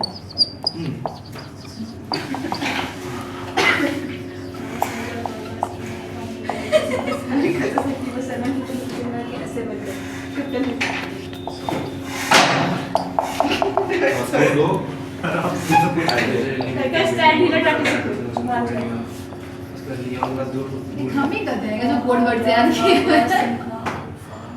नियॉन, उसके बाद वो आता है N। आओ नाइट्रोजन बेटा आ जाओ। मैंने क्या बोला कि अगर बोरोन के थर्ड ऑर्बिट का रेडियस है 8 एंगस्ट्रम, तो बताइए लिथियम के सेकेंड ऑर्बिट का रेडियस कितना होगा। देखो ये तो कांस्टेंट है ना हर जगह, तो ये तो कट जाएगा ना। मैं क्या लिख सकता था कि radius is directly proportional to n square upon, ऐसे लिख सकते हैं ना। अब देख क्वेश्चन में क्या दिया हुआ है, 8 एंगस्ट्रम किसका है रेडियस? थर्ड ऑर्बिट का। किसका? बोरोन का। बोरोन मतलब 5 ना, तो यहाँ 5 लिख दिए जेड के जगह पे और थर्ड लिख दिए यहाँ पे। ऐसा क्या? अब क्या पूछ रहा है तेरे से कि किसका बताओ? लिथियम का ना, तो लिख दो radius of lithium equals to, यहाँ पे क्या पुट कर दे? कौन सा ऑर्बिट पूछ रहा है? दूसरा ना, तो n के जगह पे क्या लिख दे? और इसका लिथियम के का कितना होता है? 3। ये सॉल्व नहीं हो जाएगा। हो जाएगा। कितना हो जाएगा देख तो, RL बराबर 8 2 square by 3 divided by 3 square by 5, जो भी होगा हाँ सर वही निकल जाएगा। निकल जाएगा ना। हाँ ऐसा ही सवाल पूछा जाता है, ठीक है, कोई तकलीफ तो नहीं है। कुछ भी पूछा जा सकता है। पोटेंशियल एनर्जी क्या है, काइनेटिक क्या है, टोटल क्या है, रेडियस क्या है, वेलोसिटी क्या है, व्हाटएवर कुछ बता सकते हो, लिखने की आवश्यकता नहीं है। आइए Prachi, are you getting it? ठीक है, प्राची भी मेरे शहर की है, मेरी मतलब मेरी जो गांव नहीं है, Garhwa is very big town. क्या प्राची? हाँ गाँव में तो हमारे ना उसमें में वीमार्ट है। अब वो भी दो गढ़वा में भी है। 2 फ्लोर पे हम लोग के पास। हम लोग का 3 है ना। चलो आ जाओ। हम लोग के 5 है। हाँ ठीक ठीक, तो तुम्हारा ही है पूरा, सब तुम्हारा ही है, आ जाओ। अब देखो इसमें और क्या क्या निकाला जा सकता है, और भी बहुत कुछ निकाला जा सकता है जो निकालेंगे अभी हम लोग। बताओ, इलेक्ट्रॉन ऐसे ऐसे घूम रहा है ना बेटा, घूम रहा है ना, वेलोसिटी निकाले हैं ना। क्या एंगुलर वेलोसिटी निकाल सकते थे? ओमेगा क्या होता है? ओमेगा बराबर V/r। हाँ ओमेगा होता है, बिल्कुल सही बोल रही हो। वैसे भी नॉर्मल तरीके से नहीं, सही बोलिए सही बोलिए। एंगुलर वेलोसिटी समझते हो ना क्या होता है, कि अगर सर्कल में मूव कर रहा है तो एंगल किस रेट से घूम रहा है। एंगुलर वेलोसिटी का फॉर्मूला होता है V/r। क्या होता है बेटा? V/r। तो अगर एंगुलर वेलोसिटी निकालना होता तो मैं क्या कर देता? V/r। क्या V का तेरे को ज्ञान है, R का ज्ञान है, क्या एंगुलर वेलोसिटी निकल जाएगा? कोई तकलीफ तो नहीं है, निकल जाएगा। आगे सुनिए, अगर मैं पूछता हूँ कि जो इलेक्ट्रॉन घूम रहा है उसका टाइम पीरियड क्या है, तो टाइम पीरियड का फॉर्मूला क्या होता है बेटा? 1/f। ऐसे नहीं, वहाँ 1/f, ठीक है, तुम अजीब अजीब फार्मूला। एफ तेरे को पता है बेटा? रुको, हाँ 2 पाई से डिवाइड करके निकाला जा सकता है। वैसे नॉर्मल तरीके से क्या लेते हैं? टाइम पीरियड मतलब क्या होता है कि एक चक्कर लगाने में कितना सेकंड ना, तो कितना लेंथ लगाना पड़ेगा? 2 पाई r। 2 pi r by velocity ना बेटा। 2 पाई तेरे को पता है, r पता है, v पता है, पुट करके निकाला जा सकता था, ठीक है। टाइम पीरियड अगर फ्रीक्वेंसी निकालना होता तो क्या सीधा मैं 1/t कर देता, निकाल सकता था। और क्या निकाला जा सकता है? सोच, लीनियर मोमेंटम निकाला जा सकता है। क्या निकाला जा सकता है? p mv। क्या तेरे को v पता है, पुट करके निकाल सकते हो, ठीक। एंगुलर मोमेंटम तुम निकाल सकते हो। एंगुलर मोमेंटम कितना होता है? mv r। तो यहाँ से तेरे को m पता है, v पता है, r पता है, निकालोगे ना, पर ऐसे नहीं निकालोगे। कैसे? v का वैल्यू पुट करोगे, r का वैल्यू पुट करोगे, गलत हो, मतलब लेंथी जाएगा। कैसे निकालना सुन, ये सब कहाँ से डिराइव किए थे, सुन सोच बताना थोड़ा। mvr बराबर nh/2 पाई, तो mvr तो तेरे को पहले से पता है ना, NH/2 पहले से नहीं पता है? हाँ सर। तो फिर इतना R क्यों निकालोगे, V क्यों निकालोगे? अरे उसी से तो डिराइव हुआ था। तो बच्चे कई बार ना दिमाग याद रखते हैं कि V मेरे को पता है, R पता है, तो MVR हम मल्टीप्लाई करते रहते हैं दिन भर और उससे बहुत समय बर्बाद चला जाता है। यहीं से तो सब डिराइव किए थे। तो डायरेक्ट वहाँ से एंगुलर मोमेंटम को क्या लिख सकते हैं बेटा अपन? NH/2 ठीक है ना? और क्या निकाल सकते हैं प्राची? और क्या निकाल सकते हैं बाबू? एक और चीज़ बताऊं, करंट पढ़े हो? कौन पढ़ाया है? मैं पढ़ाया हूँ। अच्छा ही पढ़ाया होगा तब। एक इलेक्ट्रॉन चार्ज जैसे घूमता है क्या? चार्ज जैसे घूमता है। जब भी चार्ज सर्कल में घूम रहा होता है तो एक एटॉमिक करंट डेवलप होता था, याद करो, Q बाई टाइम पीरियड। और उस समय, नहीं मजाक नहीं, उसमें हम सच में बताए थे कि देखिए एटॉमिक करंट बोलते हैं और इसको हम पढ़ाएंगे मॉडर्न फिजिक्स में। जब कोई चार्ज ऐसे घूम रहा होता है सर्कल में तो एक करंट, चार्ज मूव कर रहा है ना, जब भी चार्ज मूव करेगा तो करंट डेवलप होगा ना। करंट कितना डेवलप होता है? Q by time period. Q by time period. क्या तेरे को यहाँ टाइम पीरियड पता है? तो करंट निकाल सकते थे ना। तो कितना हो जाएगा एटॉमिक करंट अगर मैं लिखना चाहूँ बेटा तो Q बाई टाइम। चार्ज यहाँ कितना है? इलेक्ट्रॉनिक चार्ज कितना है? E बाई क्या लिख दे बोल? टाइम पीरियड ना। टाइम पीरियड तो निकाला हुआ है, लिख सकता है ना। ठीक, अगली बात बताओ, अगर कोई इलेक्ट्रॉन चार्ज जैसे घूम रहा है तो करंट डेवलप हो रहा है ना। ऐसा लग रहा है कि एक सर्कुलर करंट वायर है। क्या है? Circular current. अगर सर्कुलर करंट वायर में करंट बहता था तो क्या सेंटर पे मैग्नेटिक फील्ड आता था? तो क्या मैग्नेटिक फील्ड भी आएगा? वो कितना होगा? समझ रहे हो कैसे हर चैप्टर से कनेक्ट हो रहा है? कितना होगा मैग्नेटिक फील्ड सेंटर पे? फॉर्मूला क्या था बताओ तो पूरे सर्कल का। रे वो बताएगा तेरे को, एग्जाम देगा गोली मार देंगे हम।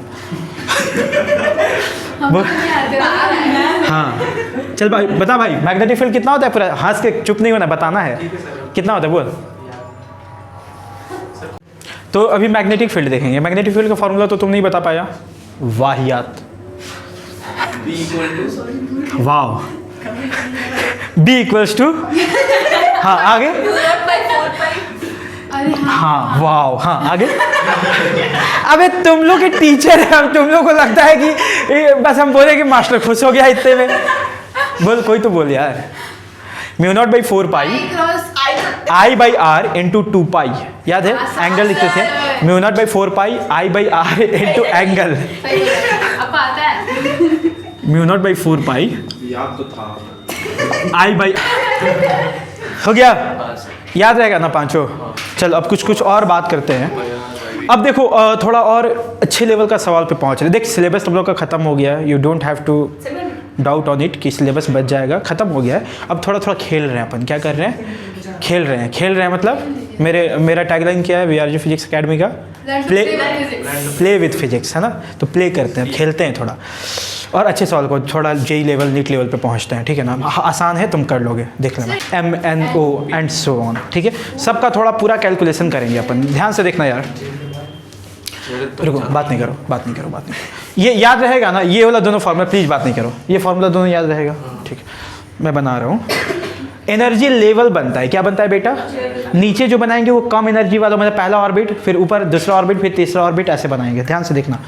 चल मान लेते हैं बेटा एक यहाँ पे ये बना है एनर्जी लेवल। ठीक है, मान लेते हैं हम ये पहले ऑर्बिट की बात कर रहे हैं। किसकी बात कर रहे हैं? तो यहाँ पे n का वैल्यू क्या लिखना चाहिए बेटा मेरे को? 1। इसका नाम क्या होता है? के शेल। क्या नाम होता है? के। ठीक, सिमिलरली देख लो, इसमें बहुत कुछ सीखेंगे, बहुत सारा JEE का प्रॉब्लम इसमें आएगा। ये कौन सा है? n बराबर 2, और इसका नाम क्या है? L। हाँ, n बराबर 3, और ये क्या है? m। तुम एक चीज़ नोटिस कर रहे हो, हम गैप कम करते जा रहे हैं। पास आके जा रहे हैं। आ रहा है ना, ऐसा क्यों हो रहा है? आपको बनाने नहीं आता है। ये एनर्जी घटेगा ना एक्चुअली गैप कम होते जाता है, वो वही दिखाने वाला है थोड़ा सा। यहाँ तक ठीक है ना बेटा? ऐसे ऊपर चलते चले जाओगे तो आगे बढ़ते जाएंगे। ठीक है, थोड़ा बात करते हैं सबके काइनेटिक एनर्जी पे, पोटेंशियल एनर्जी पे, हर चीज़ पे थोड़ा थोड़ा बात करते हैं। आइए मेरे को बताओ बेटा, अगर मैं लिखता हूँ के सेल का टोटल एनर्जी का वैल्यू, किसका लिख रहा हूँ? टोटल एनर्जी का वैल्यू के शेल का। ठीक है, यहाँ पे लिखिए, इधर लिखिए, यहीं लिखते हैं, इधर आ जाओ। देखो मान लेते हैं हम हाइड्रोजन एटम्स की बात करते हैं। किसकी बात करते हैं? हाइड्रोजन का जेड कितना हो गया? 1। तो हर जगह 1 पुट कर दोगे ना जेड के जगह पे। तो बता पहले ऑर्बिट के इलेक्ट्रॉन का टोटल एनर्जी कितना लिखोगे? -13.6 इलेक्ट्रॉन वोल्ट। इलेक्ट्रॉन। क्या सबको समझ में आ रहा है? वो फॉर्मूला होगा ना -13.6 Z square by N square. तो जेड तो 1 फिक्स हो गया क्योंकि हम किसकी बात कर रहे हैं? हाइड्रोजन आइटम के। किसकी बात कर रहे हैं? तो हाइड्रोजन का एटॉमिक नंबर 1 होता है। और पहले ऑर्बिट की बात करें तो एन भी 1 ले लिए तो उतना ही रह जाएगा क्या? चल दूसरे ऑर्बिट का एनर्जी बताओ। 13.6 बाई 4। आयुष दिख रहा है? ध्यान से देख बेटा, 13.6 एन के जहाँ पे 2 पुट कर दोगे ना तो 4 कितना हो जाएगा रे? कोई कैलकुलेटर निकालो फटाक से। -3.4, ये मेरे को याद है, चेक करती जाएगा। हाँ सर सही है। ठीक है ना? चल आगे बोल। अगर ये थर्ड ऑर्बिट का निकालते तो कितना होता? 1.51 एंगल ये इलेक्ट्रॉन वोल्ट। और इसका होता -0.85। जब याद हो तो कुछ बात मतलब कहीं कहीं हम गड़बड़ाएंगे, इसलिए चेक करते हैं। ठीक है ना? चल इन तीन का एनर्जी याद रहेगा बेटा। हम ये किसका एनर्जी लिख रहे हैं? हाइड्रोजन का। हाइड्रोजन एटम्स के लिए सारा का एनर्जी लिखे हैं ना। अभी मैं हाइड्रोजन लाइक एलिमेंट का लिखूंगा। देखो ये जो बौर साहब बोले ना सारा चीज़ बता रहे हैं, लेकिन ये भी गलत बता रहे हैं। ये क्या गलत बता रहे हैं पहले ही बता दे रहे हैं हम। ये एक्चुअली में बता तो रहे हैं सब चीज़ के बारे में, एक्सप्लेन कर रहे हैं और सबको अच्छा भी लग रहा है, लेकिन ये ऐसे एटम की बात कर रहे हैं ना कि जिसमें केवल एक ही इलेक्ट्रॉन हो। जिसमें केवल एक इलेक्ट्रॉन। ऐसा होता है क्या? बेरिलियम बोरो में एक ही इलेक्ट्रॉन होता है, बहुत सारे होते हैं, पर ये क्या बताते हैं? एक ऐसा एटम जिसमें केवल एक इलेक्ट्रॉन हो, उसके लिए इनका सारा कैलकुलेशन सही था। ठीक है ना? मतलब हाइड्रोजन लाइक इलेक्ट्रॉन एटम्स के लिए, हाइड्रोजन लाइक एटम्स के लिए, हाइड्रोजन लाइक कहने का क्या मतलब? एक इलेक्ट्रॉन होना चाहिए। जैसे मतलब बेरिलियम है ना, तो बेरिलियम में 2 इलेक्ट्रॉन होता है ना, तो एक इलेक्ट्रॉन खींच के फेंक दो तो कितना बचा? एक इलेक्ट्रॉन बचा। ठीक, हाइड्रोजन, हीलियम, लिथियम, बेरिलियम, इस तरीके से केवल एक इलेक्ट्रॉन रखोगे तभी काम होगा। तो ये तो हाइड्रोजन की बात कर लिए बेटा। अभी हम लोग किसका बात करेंगे? हाइड्रोजन लाइक एटम्स का। किसका बात करेंगे? Hydrogen like. मतलब अभी भी इलेक्ट्रॉन से एक ही है ना? बात समझ में? बस सबका क्या चेंज हो जाएगा? जेड, एटॉमिक नंबर सबका चेंज हो जाएगा ना। तो मान लेते हैं हाइड्रोजन लाइक एलिमेंट का बात करते हैं जिसका एटॉमिक नंबर जेड होता। तो बताओ यहाँ पे पहले ऑर्बिट में कितना एनर्जी होता? -13.6 जेड स्क्वायर। एन का तो वैल्यू 1 ही लोगे ना बाबू? नहीं समझ में आ रहा है किसी को? यही वाला वैल्यू पुट कर रहे हैं, बस इस बार जेड का वैल्यू 1 नहीं लिया, कोई भी जनरल। ठीक है ना? यहाँ पे कितना सब में जेड स्क्वायर लगा देते बेटा, केवल -3.4 Z square electron volt, -1.5 Z square electron volt, -0.85 Z square. कोई तकलीफ यहाँ तक समझने में? सुन लेना अभी और थोड़ा जगह नहीं बचा, खैर उधर कुछ और करेंगे। ठीक है, देखो ना, अगर मैं लिखूं बेटा पोटेंशियल एनर्जी की बात, ये क्या लिखा मैंने अभी तक? टोटल एनर्जी लिखा हूं। क्या लिखा हूं? अगर मेरे को पोटेंशियल, ये काइनेटिक एनर्जी लिखना होता तो क्या इतना ही वैल्यू होता? बस क्या हो जाता? पॉजिटिव में हो जाता। क्या हो जाता? कोई तकलीफ है? तुम लोग ना लिखोगे क्या? आवश्यकता अनुसार। हो तो गया सर, तो पुट करने हैं उसको। अरे नहीं, कुछ सवाल कराना है इसमें तो हद है। ठीक है, टोटल एनर्जी यहाँ दिख रहा है। हाँ। किसका है? हाइड्रोजन का, और ये हाइड्रोजन लाइक एलिमेंट का। ठीक है ना? चल अभी एक चीज़ देखना ध्यान से। अगर मैं यहाँ पे पोटेंशियल एनर्जी लिखना चाहता तो वैसे ही लिख सकता था, काइनेटिक एनर्जी लिख सकता था। ठीक है ना? वैसे ही रहता, बस साइन का थोड़ा अंतर आता। ठीक, छोड़ो सब। एक चीज़ बता, इन दोनों एनर्जी के बीच में कितना एनर्जी गैप है? टोटल एनर्जी, इसमें कुछ एनर्जी गैप है कि नहीं है? कितना? इतना। किस, अच्छा, ऊपर वाला का ज़्यादा एनर्जी है कि नीचे वाला का? नीचे वाला का। जी भाई, ऊपर वाले का ना नेगेटिव में जा रहा है, देख -3.4 वैल्यू लो, साइन के साथ लो। बड़ा ये है कि बड़ा ये है? ऊपर वाला। तो जैसे जैसे ऑर्बिट ऊपर जाते हैं एनर्जी बढ़ता जाता है। एनर्जी बढ़ते बढ़ते कितना हो जाएगा? 0। एन का वैल्यू अगर तुम इन्फिनिटी ले लेते हैं तो जे ई कितना हो जाता? 0। तो जो सबसे ज़्यादा एनर्जी वही 0 है, तो इसके नीचे सारा उससे कम ही रहता है। आगे बात समझ में? तो बताओ इन दोनों के बीच में एनर्जी गैप कितना होगा? इतना माइनस इतना करोगे ना बेटा, इतना माइनस इतना करोगे तो कितना आएगा? 10.2 इलेक्ट्रॉन वोल्ट। कितना आएगा? कोई समझ में आ रहा है? इन दोनों एनर्जी लेवल के बीच में एनर्जी गैप है ये। वैसे इन दोनों के बीच में एनर्जी गैप कितना होगा? 1.89 करना है कैलकुलेट, शायद 1.89। 3.4 करना, -1.51। 3.4 -1.51। 1.89। ठीक है, रुक जाना, अभी रखना मत। इतना इलेक्ट्रॉन हो। ठीक है बाबू, इन दोनों के गैप में चेक करो तो रे, मतलब इतना माइनस इतना करते तो इतना माइनस इतना हो जाता ना मैग्नीट्यूड वाइज। 15 + 51 0.85 0.66 0. देख बेटा, एनर्जी देख, तो एनर्जी गैप कम होता जा रहा है क्या, इसीलिए हम क्या किए हैं, पतला करते चले गए, और ऊपर जाते तो और गैप कम होता जाता। आगे बात समझ में। चल अब एक और चीज़ सिखाते हैं। एक जानवर पास आता हाँ, ऊपर में सबसे एकदम, ज्यादा एनर्जी मतलब सबसे ऊपर वाले शेल पे। हाँ, जिसका 0 होता है। तुमको याद है, मैंने पहले भी बताया है, बता रहे, ज़्यादा कहाँ है, कम है ना 0 से, ही सब माइनस में है। ठीक है, हम बताए ना कि एनर्जी स्टेबल कब होता है, जब एनर्जी कम से कम हो, जब एनर्जी कम से कम, सुनना कैसे, एनर्जी कम होना चाहिए। देख, अगर इलेक्ट्रॉन और न्यूक्लियस अगर चुपचाप इन्फिनिटी पे रखा रहता तो एनर्जी कितना होता, 0। कितना पोटेंशियल एनर्जी 1/4 पाई Q1 Q2/R 0 होता ना, एनर्जी 0 होता। लेकिन अगर इलेक्ट्रॉन न्यूक्लियस के अराउंड ऐसे घूम रहा है तो एनर्जी माइनस में चला गया, तो और कम हो गया ना। ज़्यादा स्टेबल दूर रहना था कि ऐसे घूमते रहना था, दूर में 0 था, नज़दीक आके ऐसे घूमने लगा तो एनर्जी 0 से कम है कि ज़्यादा है, सब कम है ना, कम है ना। तो स्टेबिलिटी कब आता है, कम एनर्जी पे।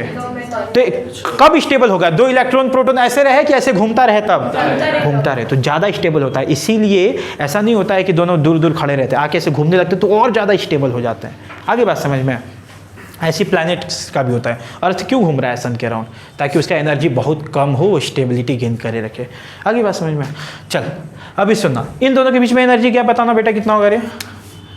इन दोनों का एनर्जी गैप कैसे करोगे, इन दोनों को ऐड कर सकते हैं, या इतना माइनस इतना करते तो कितना आ जाएगा, 12.09। Yes, 12.09 electron volt. ठीक है, चलो अब इसमें क्वेश्चन हम तुमसे पूछते हैं। पहले इतना उतारो, ज़्यादा नहीं पढ़ना है, फिजिक्स में ही इसको तुम सोचते बिलाना केमिस्ट्री में चले गए। ये मासूम मर्द पे क्या बोलते हैं इसको, सीना पे सीना में देखी नहीं कोई बात नहीं, कोई बात नहीं, कोई दिक्कत नहीं है ना तुमको। हार्ट फील हो रहा था सर। हाँ ठीक है, लिखो लिखो लिखो। तुम बोलता ना पहले शुरू से। उसका दिल बहुत बड़ा है, वो तुमको दे देती कॉपी, लिख लो उसको।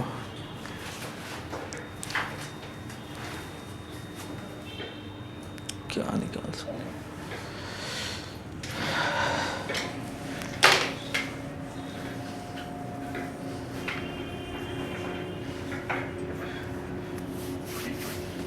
सेमीकंडक्टर इजी चैप्टर है, सब बोलता है हाँ, सब बहुत इजी है। पढ़ना। जो तुमसे इजी बोला है ना उसको पकड़ना। बोलता है अगर उस जीवन में तुमको समझा दिया सेमीकंडक्टर एक्चुअली क्या होता है। जानो पी और एन हो के कहानी खत्म। अच्छा, मैं चाहूँ तो 2 लेक्चर में ख़त्म करा सकता हूँ, हमको भी अच्छा लगा था। ठीक है। मैं चाहूँ तो 2 लेक्चर में ख़त्म करा सकता हूँ सेमीकंडक्टर, ठीक है। पर सेमीकंडक्टर इतना खूबसूरत चैप्टर है ना, इतना सुंदर चैप्टर है। टॉपिक क्या बचा है, इलेक्ट्रोमैग्नेटिक वेव्स और सेमीकंडक्टर। वेव्स बस। बहुत हल्का चैप्टर तो यूट्यूब से पढ़ लेना। हाँ, सर बता दीजिए, एक ही क्लास करा दीजिए ना तो फिर उसका।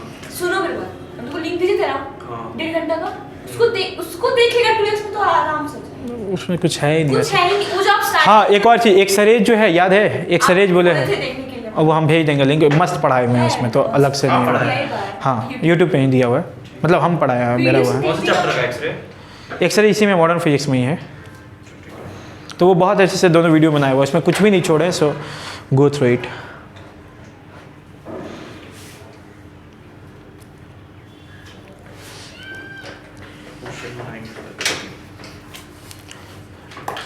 हो गया। अब याद करो बाबू, देखो यहाँ पे याद करो कि सब कोई कहाँ फेल कर जा रहा था, जो अभी तक जितने मॉडल दिए थे सब। Emission spectrum। हाँ, एमिशन और एब्जॉर्प्शन में फेल कर जा रहे थे, कोई समझा ही नहीं पा रहे थे। ये समझा दिए हैं, ये समझाए हैं। कैसे समझाए हैं, आओ सुनो।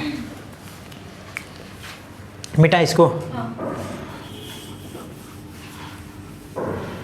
लिख रही है हो गया ना, चलो देखो समझाते हैं। याद करें फिर से, हम एब्जॉर्प्शन और एमिशन स्पेक्ट्रम के बारे में फिर से एक बार डिटेल में बताते हैं, उसके बाद आगे बढ़ेंगे। क्या था एमिशन और एब्जॉर्प्शन स्पेक्ट्रम? देख, कोई मटेरियल था ना, जैसे कोई मटेरियल हमको पहचानना था कि कौन सा एलिमेंट है, तो हम यहाँ पे गोल्ड फॉइल, नहीं सॉरी कोई भी मटेरियल है यहाँ पे, ठीक, सुनो, वो कौन सा एलिमेंट है पहचानने के लिए अपने को क्या करना पड़ता था, इलेक्ट्रोमैग्नेटिक वेव को ऐसे इंसिडेंट करते थे। ऐसा इलेक्ट्रोमैग्नेटिक वेव जिसमें सारा वेवलेंथ प्रेजेंट हो, जिसमें सारा वेवलेंथ प्रेजेंट हो, ठीक है। होता क्या था बेटा कि इसमें कुछ कुछ होता था, कुछ एब्जॉर्ब हो जाता था, फिर यहाँ से निकल करके जा करके हम फोटोग्राफिक प्लेट पे लेते थे। फोटोग्राफिक प्लेट का क्या मतलब समझाए थे, तुमको ऐसा समझना है ना कि उसमें लाइंस बना हुआ है। क्या बना हुआ है बेटा? लाइंस। तुम ऐसा समझो कि छोटा छोटा ऐसा लाइन बल्ब जैसा बना हुआ है, ठीक। हर एक वेवलेंथ को हर एक लाइन जो है रिस्पॉन्ड करता है। मतलब मान लो कि 200 नैनोमीटर वाला जो बल्ब बना हुआ है, 200 नैनोमीटर जैसी फोटोन उसमें घुसा वो जल गया। क्या हुआ? वो जल गया। जल गया मतलब आग नहीं लग गया, मतलब ब्राइट हो गया। वो क्या हो गया? ब्राइट हो गया, ठीक। तो हुआ क्या कि जैसे हम लोग यहाँ इलेक्ट्रोमैग्नेटिक वेव डाले तो इसमें कुछ ऑब्जर्व किया, कुछ सोख लिया, जितना बचा वो जो निकल के फोटोग्राफिक प्लेट पे लिए उसको कौन सा स्पेक्ट्रम बोल रहे थे? एब्जॉर्प्शन। क्या बोल रहे थे? ठीक। अब जो ये एब्जॉर्ब करके रखा था उसमें कुछ कुछ हुआ, फिर लाइट छोड़ा, जब एमिट किया यहाँ पे फोटोग्राफिक प्लेट पे लिए तो उसको क्या बोले? Emission spectrum. ये क्या कैरेक्टरिस्टिक्स प्रॉपर्टी था ना, कॉपर के लिए अलग तरीके से बनेगा, गोल्ड के लिए अलग तरीके से बनेगा। So they are the characteristics property of element, characteristic property of element. जैसे हम दोनों का फोटो लिया जाए तो मेरा अलग आएगा, तेरा अलग आएगा, वैसे ही पहचानते पहले वैसे ही थे। इसको कोई एक्सप्लेन करने वाला अभी तक पैदा नहीं हुआ था, पर बौर साहब कर दिए। कैसे कर दिए? ध्यान से सुनना। चल मान ले बेटा एक इलेक्ट्रॉन यहाँ पे है, ध्यान से देखना, एक इलेक्ट्रॉन यहाँ पे है।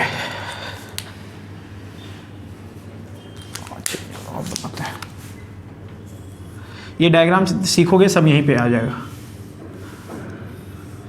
एक इलेक्ट्रॉन मान लेते हैं यहाँ पे। हम लोग जब इलेक्ट्रोमैग्नेटिक वेव डाले, मतलब क्या डाले हैं? रेज। मतलब उसमें क्या होता है? फोटॉन्स होता है ना, फोटोन होता है ना। इलेक्ट्रॉन फोटोन को एब्जॉर्ब कर सकता है ना, सोख सकता है ना। अच्छा, इलेक्ट्रॉन जो है फोटोन जैसी एनर्जी लेगा तो एनर्जी उसका बढ़ेगा तो क्या वो हायर ऑर्बिट में कूदेगा? मान लें कि इसका कितना था, -13.6, इससे ज़्यादा हो गया तो ऊपर ऑर्बिट में कूदेगा, फिर ज़्यादा हो तो और ऊपर ऑर्बिट में कूदेगा, जंप करेगा ना। लेकिन ध्यान से सुन, जैसे मान ले बेटा यहाँ से पहले ऑर्बिट से दूसरे ऑर्बिट में जाने में कितना एनर्जी चाहिए होगा उसको? कितना गैप? 10.2 इलेक्ट्रॉन वोल्ट एनर्जी चाहिए होगा। इतना ही का गैप है ना, तो इतना एनर्जी मिलेगा तभी ना वो जंप कर पाएगा। इतना एनर्जी मिलेगा तभी जंप कर पाएगा। ध्यान से सुनना। अब जो इलेक्ट्रोमैग्नेटिक वेव अपन डाल रहे, फोटॉन्स डालो, तो हर एक वेवलेंथ का प्रेजेंट है, मतलब हर एक एनर्जी का फोटोन है। बेसिकली हर एक एनर्जी का फोटोन है। मान ले कि 5 इलेक्ट्रॉन वोल्ट वाला फोटोन आया इस इलेक्ट्रॉन के पास, बोला लेगा लेगा लेगा। ये बोला क्यों? अरे समझो ना, समझो। अगर 5 इलेक्ट्रॉन वोल्ट वाला आया, बोलेगा चाहिए, ये लेगा। 5 इलेक्ट्रॉन वोल्ट ये एब्जॉर्ब करेगा कि नहीं? हंसो मत प्लीज। 5 इलेक्ट्रॉन वोल्ट का फोटोन सोखेगा कि नहीं? क्यों सोखेगा? 5 इलेक्ट्रॉन वोल्ट लेगा तो यहाँ पहुँच पाएगा क्या? कम से कम कितना इसको चाहिए? 10.2 चाहिए तभी जंप कर पाएगा। 5 वोल्ट लेगा। अबे पागल है क्या? लेके हम बीच में फंसेंगे, मरेंगे। मान ले कि तेरे को यहाँ से बाइक से जाना है पतरातू डैम घूमने के लिए, तो तेरे बाइक में उतना तेल रहना चाहिए कि कम से कम वहाँ पहुँच जाओ। पीछे में खत्म हो जाएगा तो बर्बाद हो जाओगे, ना घर के रहोगे ना घाट के रहोगे। समझ में आ रहा है? तो ये किस फोटोन्स को सोखेगा बाबू? जिसका कम से कम 10.2 हो। किसको सोखेगा? 10.2 वाला बता रहे हैं। 10.2 वाला को एब्जॉर्ब करेगा, कूद के यहाँ चला जाएगा। बाकी 2 वोल्ट 3 वोल्ट 4 वोल्ट वाले का समझ में आ रहा है? वो जंप नहीं कर पाएगा ना। कौन सा एब्जॉर्ब किया ये प्लीज? 10.2 electron volt. कौन सा भाई? 10.2। सुन, तो 10.2 वाला ये तो एब्जॉर्ब कर लिया, ठीक। अब जो कौन कौन सा ये एब्जॉर्ब कर सकता है? Sir 10.2 electron volt. इसके बाद यहां से कूदता तो ये पोटेंशियल डिफरेंस कितना था? 12 मतलब 10.2 इलेक्ट्रॉन वोल्ट वाला फोटोन ले लेता, 12.09 वाला एब्जॉर्ब कर लेता, ये दोनों एब्जॉर्ब कर लेता क्या? अच्छा, ये एब्जॉर्ब कर लेता तो 12.09 वाला फोटोन तो इधर नहीं जा पाता, वो तो अंदर ही एब्जॉर्ब हो गया है, ये भी नहीं जा पाता। तो एब्जॉर्प्शन स्पेक्ट्रम में जो लाइन से जल रहा है वो 10.2 इलेक्ट्रॉन वोल्ट वाला गायब रहेगा ना, क्योंकि पहले एब्जॉर्ब कर चुका है उसको। कर चुका है? हाँ सर। 12.09 वाला भी एब्जॉर्ब कर चुका है, वो भी एब्जॉर्प्शन स्पेक्ट्रम पे नहीं आएगा। तो उसमें सुन एब्जॉर्प्शन स्पेक्ट्रम की भी बात करें। एब्जॉर्प्शन स्पेक्ट्रम में सारा सारा वेवलेंथ का लाइन जल रहा होगा, पर ये वाला फोटोन का लाइन नहीं जल रहा होगा, क्योंकि एब्जॉर्ब कर लिया बीच ही में सब। ये वाला भी एब्जॉर्ब कर लिया होगा तो वो भी नहीं होगा। सिमिलरली यहाँ से यहाँ जो भी होगा गैप, वो भी एब्जॉर्ब कर लिया होगा। तो क्या सारे फोटोन को एब्जॉर्ब कर सकता है वो, कि कुछ स्पेसिफिक फोटोन को? कुछ स्पेसिफिक। वो सब एब्जॉर्प्शन स्पेक्ट्रम में क्या रहेंगे? एब्सेंट रहेंगे। क्या रहेंगे भाई? एब्सेंट रहेंगे। समझ में आ रहा है? समझ में आ रहा है? ध्यान से सुनो, ध्यान से सुनो। ये हाइड्रोजन की बात कर रहे हैं ना अपन, हाइड्रोजन की बात कर रहे हैं। हीलियम की बात करते हैं तो इसमें क्या अंतर आता? जेड स्क्वायर, Z 2 हो जाता। जेड का वैल्यू 2 ले लेते तो इसका वैल्यू कुछ और हो जाता, 2 गुना, ये 4 गुना हो जाता इसका, ये भी 4 गुना हो जाता। ठीक, तो हीलियम में जब अपन लाइट मारते हैं तो 10.2 इलेक्ट्रॉन वोल्ट वाला एब्जॉर्ब करता कि कुछ और एब्जॉर्ब करता? 4 गुना ज्यादा वाला। कौन सा? 4 गुना ज्यादा वाला। तो इस बार जो एब्जॉर्प्शन स्पेक्ट्रम में जो लाइन्स एब्सेंट रहा वो 10.2 वाला एब्सेंट नहीं रहा, कोई और रहा। तो हर एक एलिमेंट के एब्जॉर्प्शन स्पेक्ट्रम अलग अलग बनेगा कि नहीं बनेगा? समझ में आ रहा है आयुष? हाइड्रोजन वाले में इसको एब्जॉर्ब किया, इसको एब्जॉर्ब किया, पर हीलियम वाले में इसको थोड़ी करेगा, किसी और को एब्जॉर्ब करेगा, तो वहां पे मिसिंग कोई और वेवलेंथ होगा। तो हर एलिमेंट के लिए एब्जॉर्प्शन स्पेक्ट्रम अलग अलग बनेगा। क्या ये बुझा रहा है कि नहीं?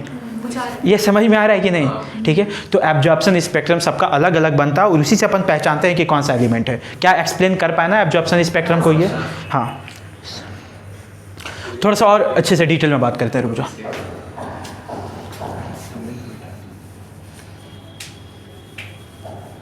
चलो, एब्जॉर्प्शन की बात कर रहे थे,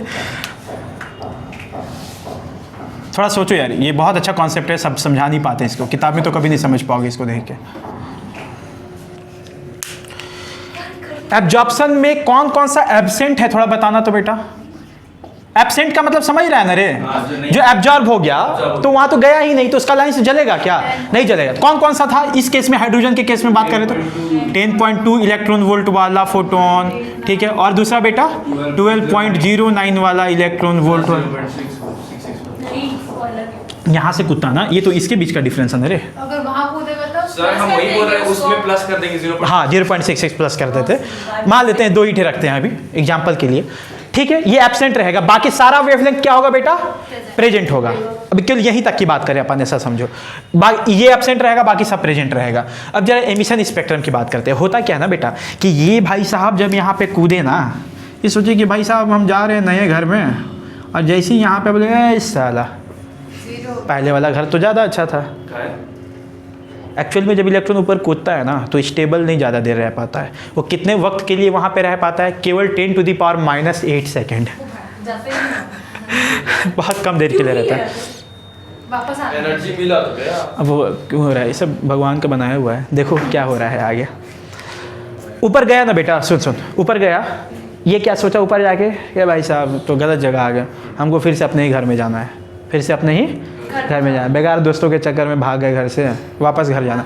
तो वापस अगर ये फिर कूदा तो क्या छोड़ा? फोटोन लिया था तब ना ऊपर गया था। फोटोन लिया था, एनर्जी बढ़, ऊपर जाते हुए उसका फोटोन खत्म नहीं हो गया, इतना एनर्जी को सुन बता रहे, एनर्जी खत्म नहीं होता। एनर्जी लिया तो वो एनर्जी उसका बढ़ गया, ऊपर पहुंच गया है। अब नीचे कूदेगा, लॉस नहीं हुआ है, वो एब्जॉर्ब करके रखा हुआ, उसके अंदर है वो, ठीक है ना। जैसे यहाँ वाले इलेक्ट्रॉन का एनर्जी इतना है, कितना था रे? -3.4। कितना था? -3.4। और यहाँ वाला की कितना था? -13.6। तो ऊपर वाला का ज्यादा है ना। अब ऊपर में मान ले कि ऊपर जाके बैठा हुआ है, अब जब नीचे कूदेगा तो इसका एनर्जी कम हुआ ना, कम हुआ कि नहीं हुआ? ऊपर जा रहा है तो बढ़ रहा है, नीचे आ रहा है तो कम हुआ, तो एनर्जी कहाँ जाएगा? फोटोन के फॉर्म में बाहर निकलेगा। कैसे निकलेगा बेटा? तो जैसे ही ये ऊपर से नीचे कूदा तो फिर से इसमें फोटोन निकला, और किस वेवलेंथ का निकलेगा? इस एनर्जी वाला को छोड़ेगा ना, 10.2 इलेक्ट्रॉन वोल्ट वाला बेटा। अब यहाँ जो हम याद करें, जो बता रहे थे कि ऐसे लाइट डाले, कुछ हुआ तो कुछ बच गया, सो निकला एब्जॉर्प्शन, और कुछ हुआ फिर यहाँ से एमिट किया तो एमिशन। कौन एमिट हो रहा था? ये ठीक। अब मान ले कि एक इलेक्ट्रॉन ऐसा भी था बेटा जो यहाँ से यहाँ कूद के चला गया था। ऐसा तो वही बता रहे कोई नहीं रहता है जो ऊपर रह जाता है, हमेशा सब कूद के नीचे आते हैं। हाँ, नीचे में ही आ जाते हैं। बता रहे रुकना, यहाँ पहुँचा बेटा, ये भी सोचा भाई साला पुराना घर अपना अच्छा था, फिर यहाँ से कूदा, ये कौन सा छोड़ेगा? 12.09 इलेक्ट्रॉन। तो ये भी छोड़ा, तो ये भी फोटोन्स निकल के एमिशन स्पेक्ट्रम में आया होगा। तो देख, ये दोनों किस में प्रेजेंट है बेटा? ये किस में? एमिशन स्पेक्ट्रम में। किस में प्रेजेंट है दोनों? एमिशन। ध्यान से सुना है, बहुत अच्छे सवाल पे पहुंचने की कोशिश कर रहे हैं। एमिशन में कौन कौन सा प्रेजेंट है अभी हम लिखने जा रहे हैं। 10.2 वो जो इसमें एब्सेंट है उसमें प्रेजेंट है। क्या बात है, यही लाइन तो हम किसी न किसी से सुनना चाहते थे। वैसे गलत ही बोलोगे, कम से कम सिखाने की सिखाने के लिए आओ देखो बेटा, एमिशन में ये दोनों प्रेजेंट है ना, और ये एब्जॉर्प्शन में एब्सेंट था ना। इसका मतलब अपन क्या कह सकते हैं कि जो एब्जॉर्प्शन में एब्सेंट है वो एमिशन में होना ही चाहिए। बिल्कुल, जो ये एब्जॉर्ब कर लिया था, जैसे कि इसको एब्जॉर्ब किया था ना, इसको एब्जॉर्ब किया था ना, बाद में कूदेगा तो ये फोटोन छोड़ेगा ना, वही तो एमिशन में जा रहा है। तो जो एब्जॉर्प्शन में एब्सेंट रह गया वो एमिशन में प्रेजेंट होना चाहिए कि नहीं होना चाहिए? होना चाहिए ना, इसमें तो कोई दिक्कत नहीं है। अच्छा, केवल यही इसमें प्रेजेंट रहेगा जो उसमें एब्सेंट था, कि कुछ और भी हो सकता है इसमें? कुछ और भी हो सकता है सर। इसमें जो एब्सेंट है इसमें तो रहेगा, तय है, पर इसमें केवल वही रहेगा जो उसमें एब्सेंट है, कि इसमें कुछ और भी नया टाइप हो सकता है? एमिशन और हो सकता है। कौन सा हो सकता है सर? उसके बीच वाला। क्या बात है, सही बोल रहा है तुम। वैसे और भी हो सकता है। ये सवाल समझ में आया क्या बोल रहा हूँ मैं? एब्जॉर्प्शन में जो एब्सेंट है बेटा, जो सोख लिया था, ऊपर गया था, फिर कूदा था, छोड़ा था, तो एमिशन में तो आएगा। तो इसमें जो एब्सेंट है इसमें प्रेजेंट होना चाहिए ना, हो भी रहा है। अब क्या बोल रहे हैं कि एमिशन में केवल यही प्रेजेंट रहेगा जो इसमें एब्सेंट था, कि कुछ और इनके अलावे भी हो सकता है। और एब्जॉर्ब किया होगा वो लोग, एब्जॉर्ब कर लिया था तो वो एब्सेंट हो गया, उसमें वो इसमें प्रेजेंट हो गया। अगर इसको 10 पॉइंट से ज़्यादा एनर्जी हो तब भी तो कूदेगा ही। हाँ, 10.2 से ज़्यादा एनर्जी मिलेगा तब भी कूदेगा ही। इतना मिले कम से कम, ऐसा नहीं है कि 10.2 से ज़्यादा मिला लेकिन 12.09 से कम है, हाँ। तब नहीं कूदेगा। इतना ही कूद मिलना चाहिए। देख, एनर्जी उसको उतना मिलेगा जितना भी डायरेक्ट यहाँ कूद जाए। ऐसा नहीं है कि इसके बीच में, जैसे मान ले कि 12.4 इलेक्ट्रॉन वोल्ट का मिलता ना, तो कूदता ही नहीं है। बीच में जाके कहीं खड़ा थोड़ी रहे, हवा में थोड़ी तैरेगा। या तो इसमें जा सकता है या तो इसमें जा सकता है। समझ में आया? अभी सुनना, बहुत अच्छा सवाल है, ध्यान सुन भाई। ये तो समझ में आया ना बेटा कि जो इसमें एब्सेंट है वो इसमें प्रेजेंट होगा, जो इसमें एब्सेंट है वही इसमें प्रेजेंट है, कि कुछ और हो सकता है, इस पे बात कर रहे हैं। चेक करते हैं, क्या करते हैं बेटा? चेक करते हैं। देख ध्यान से,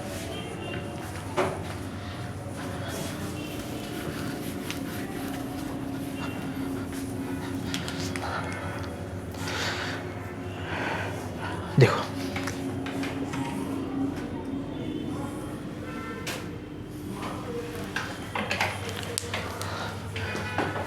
चाहे यहीं पे बना देते हैं। देख, ये वाला जो इलेक्ट्रॉन यहाँ पे गया था ना, कौन सा ऑर्बिट में, यहाँ पे जो गया था, इसके पास दो ऑप्शन था। ये जो ऊपर गया था उसको नीचे आने का दो ऑप्शन था। वो या चाहता तो डायरेक्टली नीचे आ जाता, या चाहता तो एक बार यहाँ पर आता, फिर यहाँ से यहाँ आता। हो सकता था कि नहीं? ठीक है, अगर ये डायरेक्टली कूदा था तो ये फोटोन छोड़ा था ना बेटा। अगर ये यहाँ से यहाँ कूदता, पहले यहाँ से ये इलेक्ट्रॉन पहले यहाँ से अगर यहाँ कूदता तो कौन सा फोटोन छोड़ता? देख तो, 1.89। यही गैप है ना। इतना एनर्जी वाला फोटोन छोड़ता 1.89 इलेक्ट्रॉन वोल्ट, यही ना? बताता तो जरा। इसका मतलब ये छोड़ा तो एमिशन स्पेक्ट्रम में ये प्रेजेंट है ना, एमिशन स्पेक्ट्रम में ये प्रेजेंट है ना। क्या 1.89 इसमें एब्सेंट था क्या? केवल ये एब्सेंट था। 1.89 को ये सोखा था क्या? वो तो चला गया था बाहर। तो ऐसा नहीं है कि इसमें केवल वही प्रेजेंट होगा जो एमिशन, जो एब्जॉर्प्शन में एब्सेंट रहेगा। इसमें वो प्रेजेंट सारा रहेगा जो इसमें एब्सेंट है, पर कुछ और भी हो सकता है, कुछ और भी हो सकता है। अब दो लाइन सुनना मेरा ध्यान से। All the lines present in emission spectrum, all the lines present in emission spectrum are absent in absorption spectrum. True या फॉल्स? सोच के बोल, सब कुछ सोचो पहले। All the lines present in emission spectrum are absent in absorption spectrum. False. All the lines present in emission, ये तो प्रेजेंट है ना, पर क्या यहाँ वहाँ पे एब्सेंट है क्या? नहीं, एब्सेंट केवल वो है। समझ में आ रहा है? ये गलत हो गया ना, फॉल्स हो गया। अब सुना, all the lines present in absorption spectrum is present in emission spectrum. True. Present आप बोले, उसमें absent है। All the lines present in absorption, sorry absent है, absent sorry. All the lines absent in absorption is present in emission. True sir. True है। सवाल समझ में आ रहा है? ये पूछा गया था कहीं, बहुत बढ़िया सवाल है ये। ठीक है, गड़बड़ तो नहीं हो गए? समझ में आ रहा है? इसमें जो एब्सेंट रहेगा एमिशन में तय है कि वो रहना ही रहना है, पर इनके अलावे भी कुछ कुछ रहता है। तो दो लाइन बोला जा सकता है कि जो इसमें एब्सेंट होगा इसमें प्रेजेंट रहेगा ही रहेगा, रहेगा ही रहेगा। पर इसमें जो प्रेजेंट है जरूरी नहीं है कि इसमें एब्सेंट रहेगा। ये प्रेजेंट है पर इसमें एब्सेंट नहीं है। ठीक है, now right it in your on language. दो लाइन तो बोलो वही लिख दो। समझ में आ रहा है कि नहीं? कॉन्सेप्ट समझना अभी इस पे सवाल कराएंगे बढ़िया एकदम लेवल का, इसलिए ये समझना जरूरी है। एक बढ़िया सर क्वेश्चन ब्रेक नहीं मिलेगा नहीं क्या? नहीं, छोटी कर दे रहा हूं। माथा दर्द कर रहा है। सुन, कॉन्सेप्ट समझ में आया? एब्जॉर्प्शन और एमिशन स्पेक्ट्रम को एक्सप्लेन करे कि नहीं ये करे? कर पाए, यही है बाबा आदमी। ठीक है, चलो उतार, चलो ठीक है, हो गया। लाइन लिख लो, बोला इंपॉर्टेंट जो है। All the lines absent in absorption spectrum, लिख लियो, very good. All the lines absent in absorption spectrum is present in emission spectrum. All the lines absent in absorption spectrum is present in emission spectrum. सही कि गलत? सही। True है ये, है ना? लिखना ट्रू। ट्रू।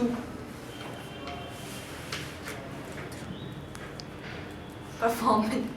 हो गया, ट्रू लिख ले। ट्रू। ऐसे कौन बोलता है पता है? अफ्रीकन। नहीं नहीं, नेक्स्ट में लिखो all the lines present in emission spectrum. All the lines present in emission spectrum are absent in absorption spectrum. All the lines present in emission spectrum are absent in absorption spectrum. All the lines present in emission spectrum is absent in absorption spectrum. ये सही है कि गलत? False. इसको पढ़ना और अच्छे से समझना यार, ये अच्छे लेवल का सवाल है ना? कुछ और चीज़ है बाकी। टाइम कितना हो गया ये जरा बताना। सिर्फ 5:30 बस ना, 5:20 हुआ। 5 से नहीं 5:50 में छोड़ देंगे। यहाँ पे हो गया 5:50 50 50 50। नींद आ रहा है। पानी मारे? सर हम सही कल एकदम बहुत लेट से सोते हैं कल। कोई बात नहीं, रुको थोड़ा सा ऐसे ही। कितना पढ़ते ही हैं हम लोग? 5 मिनट पढ़ते, 10 मिनट बात करते, तो ऐसे ही मज़ा आ रहा है। क्या घर में जाके सोगी फालतू? सर बूढ़ी खा के आया था।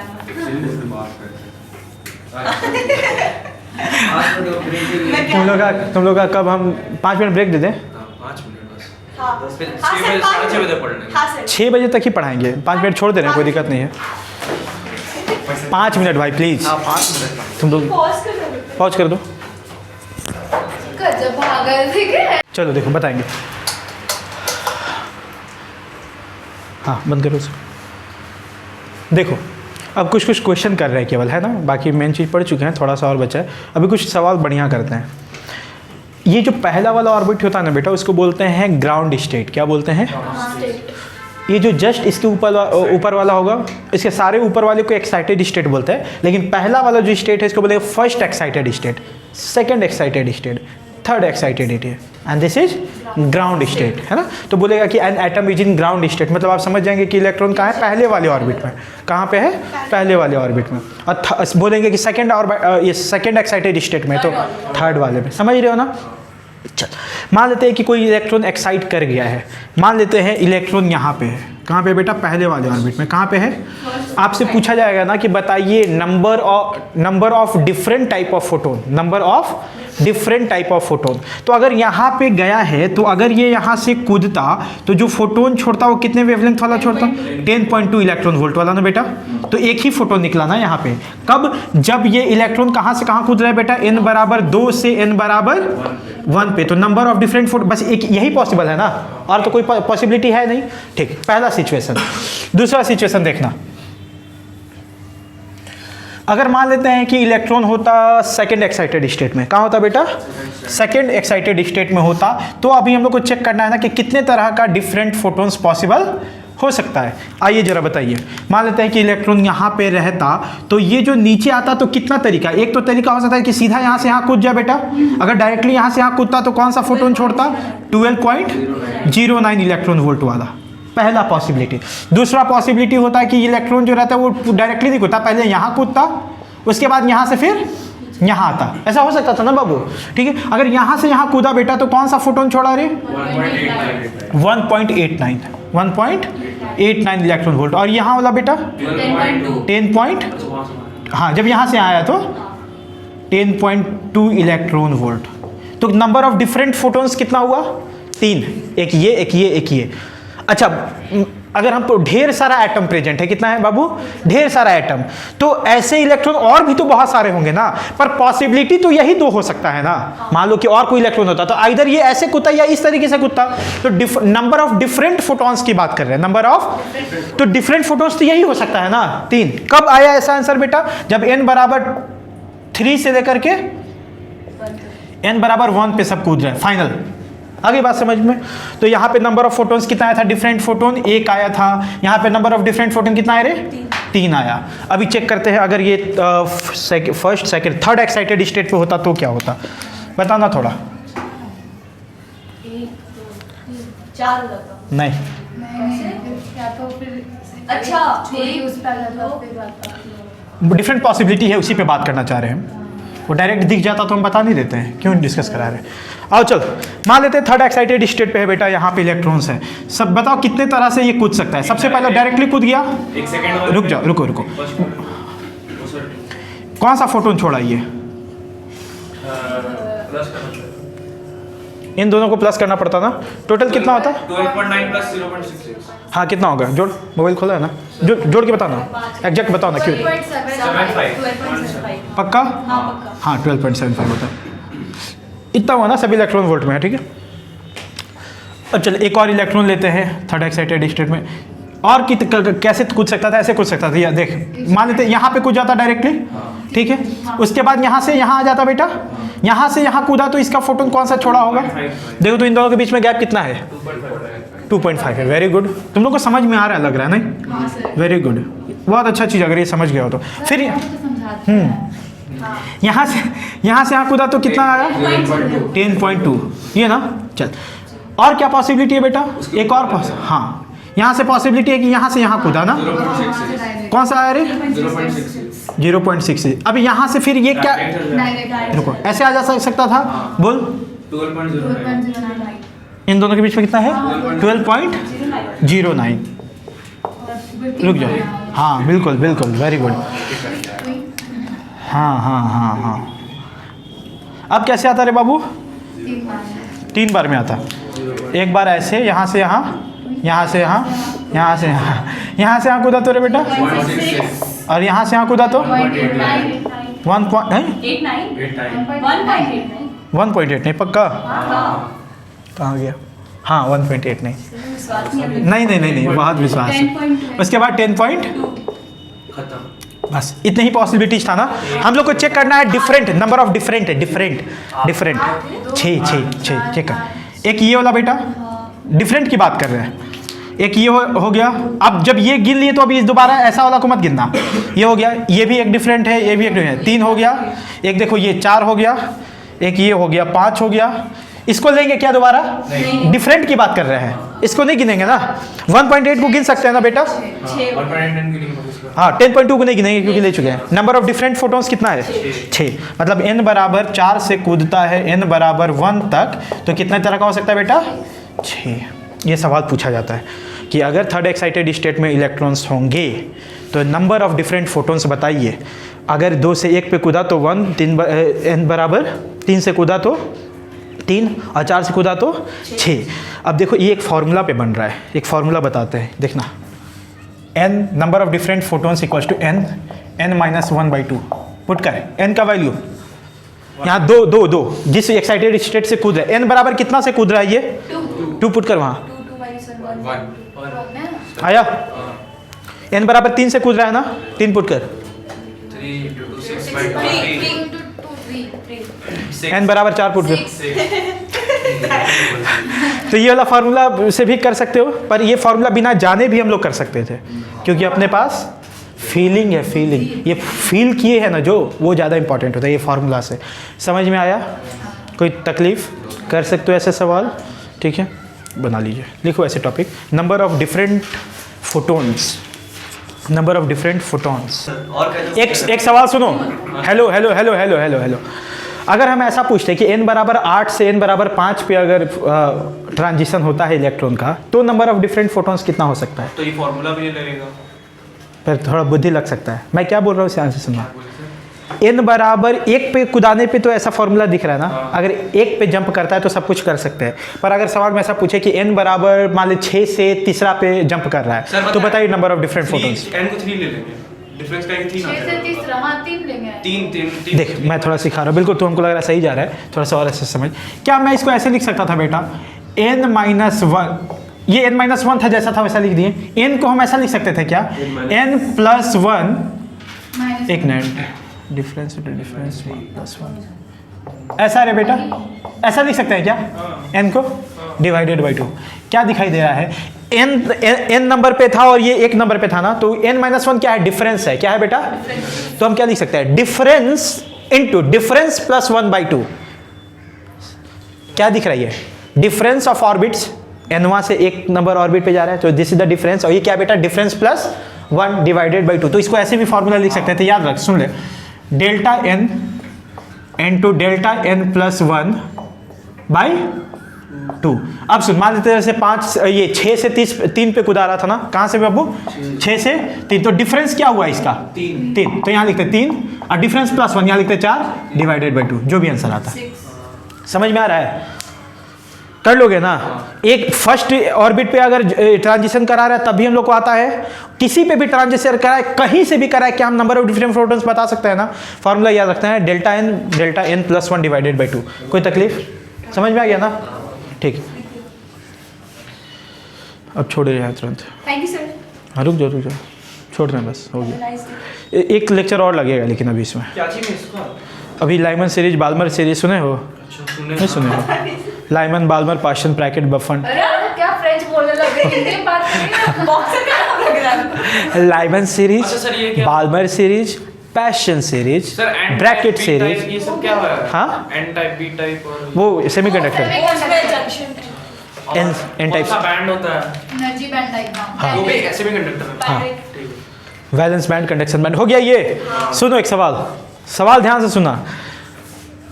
N atom is excited to third excited state, an atom is excited to third excited state, find the maximum number of different photons. An atom is excited to third excited state. The number of different photons can be 3 third excited state में होगा तो 3 number of different photons होता है। देखो तो यहाँ पे third excited state. पहला, दूसरा, तीसरा पे है तो नंबर ऑफ डिफरेंट, कितना आंसर आया, ग्राउंड 6 ग्राउंड लेंगे। ग्राउंड लेते हैं ना, थर्ड एक्साइटेड स्टेट में है, ठीक है। 6 होगा। कितना होगा, 6 होगा, गलत है, जल्दी 3 होगा। 3 होगा, पर तुम लोग गलती से सही बोले हो, मैं सिखाना क्या चाह रहा था।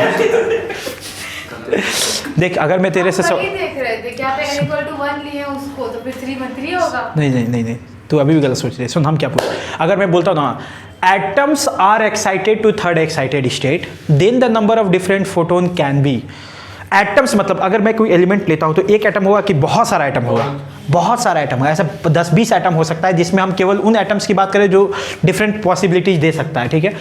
दूसरा, तब उसमें तुम 6 आंसर देता है, क्या देता है बेटा, कि एक एटम यहाँ से भी कूद रहा है, एक एटम यहाँ से भी कूद रहा है, डिफरेंट सिचुएशन हो सकता है। लेकिन हम जो अभी सवाल पूछे तो बोले थे ना, एन एटम इज एक्साइटेड, एक एटम की बात कर रहे हैं। अगर एक एटम केवल यहाँ तीसरे पे एक्साइटेड स्टेट पे है तो वो डिफरेंट फोटोन कितना मैक्सिमम दे सकता है, एक यहाँ से यहाँ, दूसरा, तीसरा, 3 ही दे सकता है ना।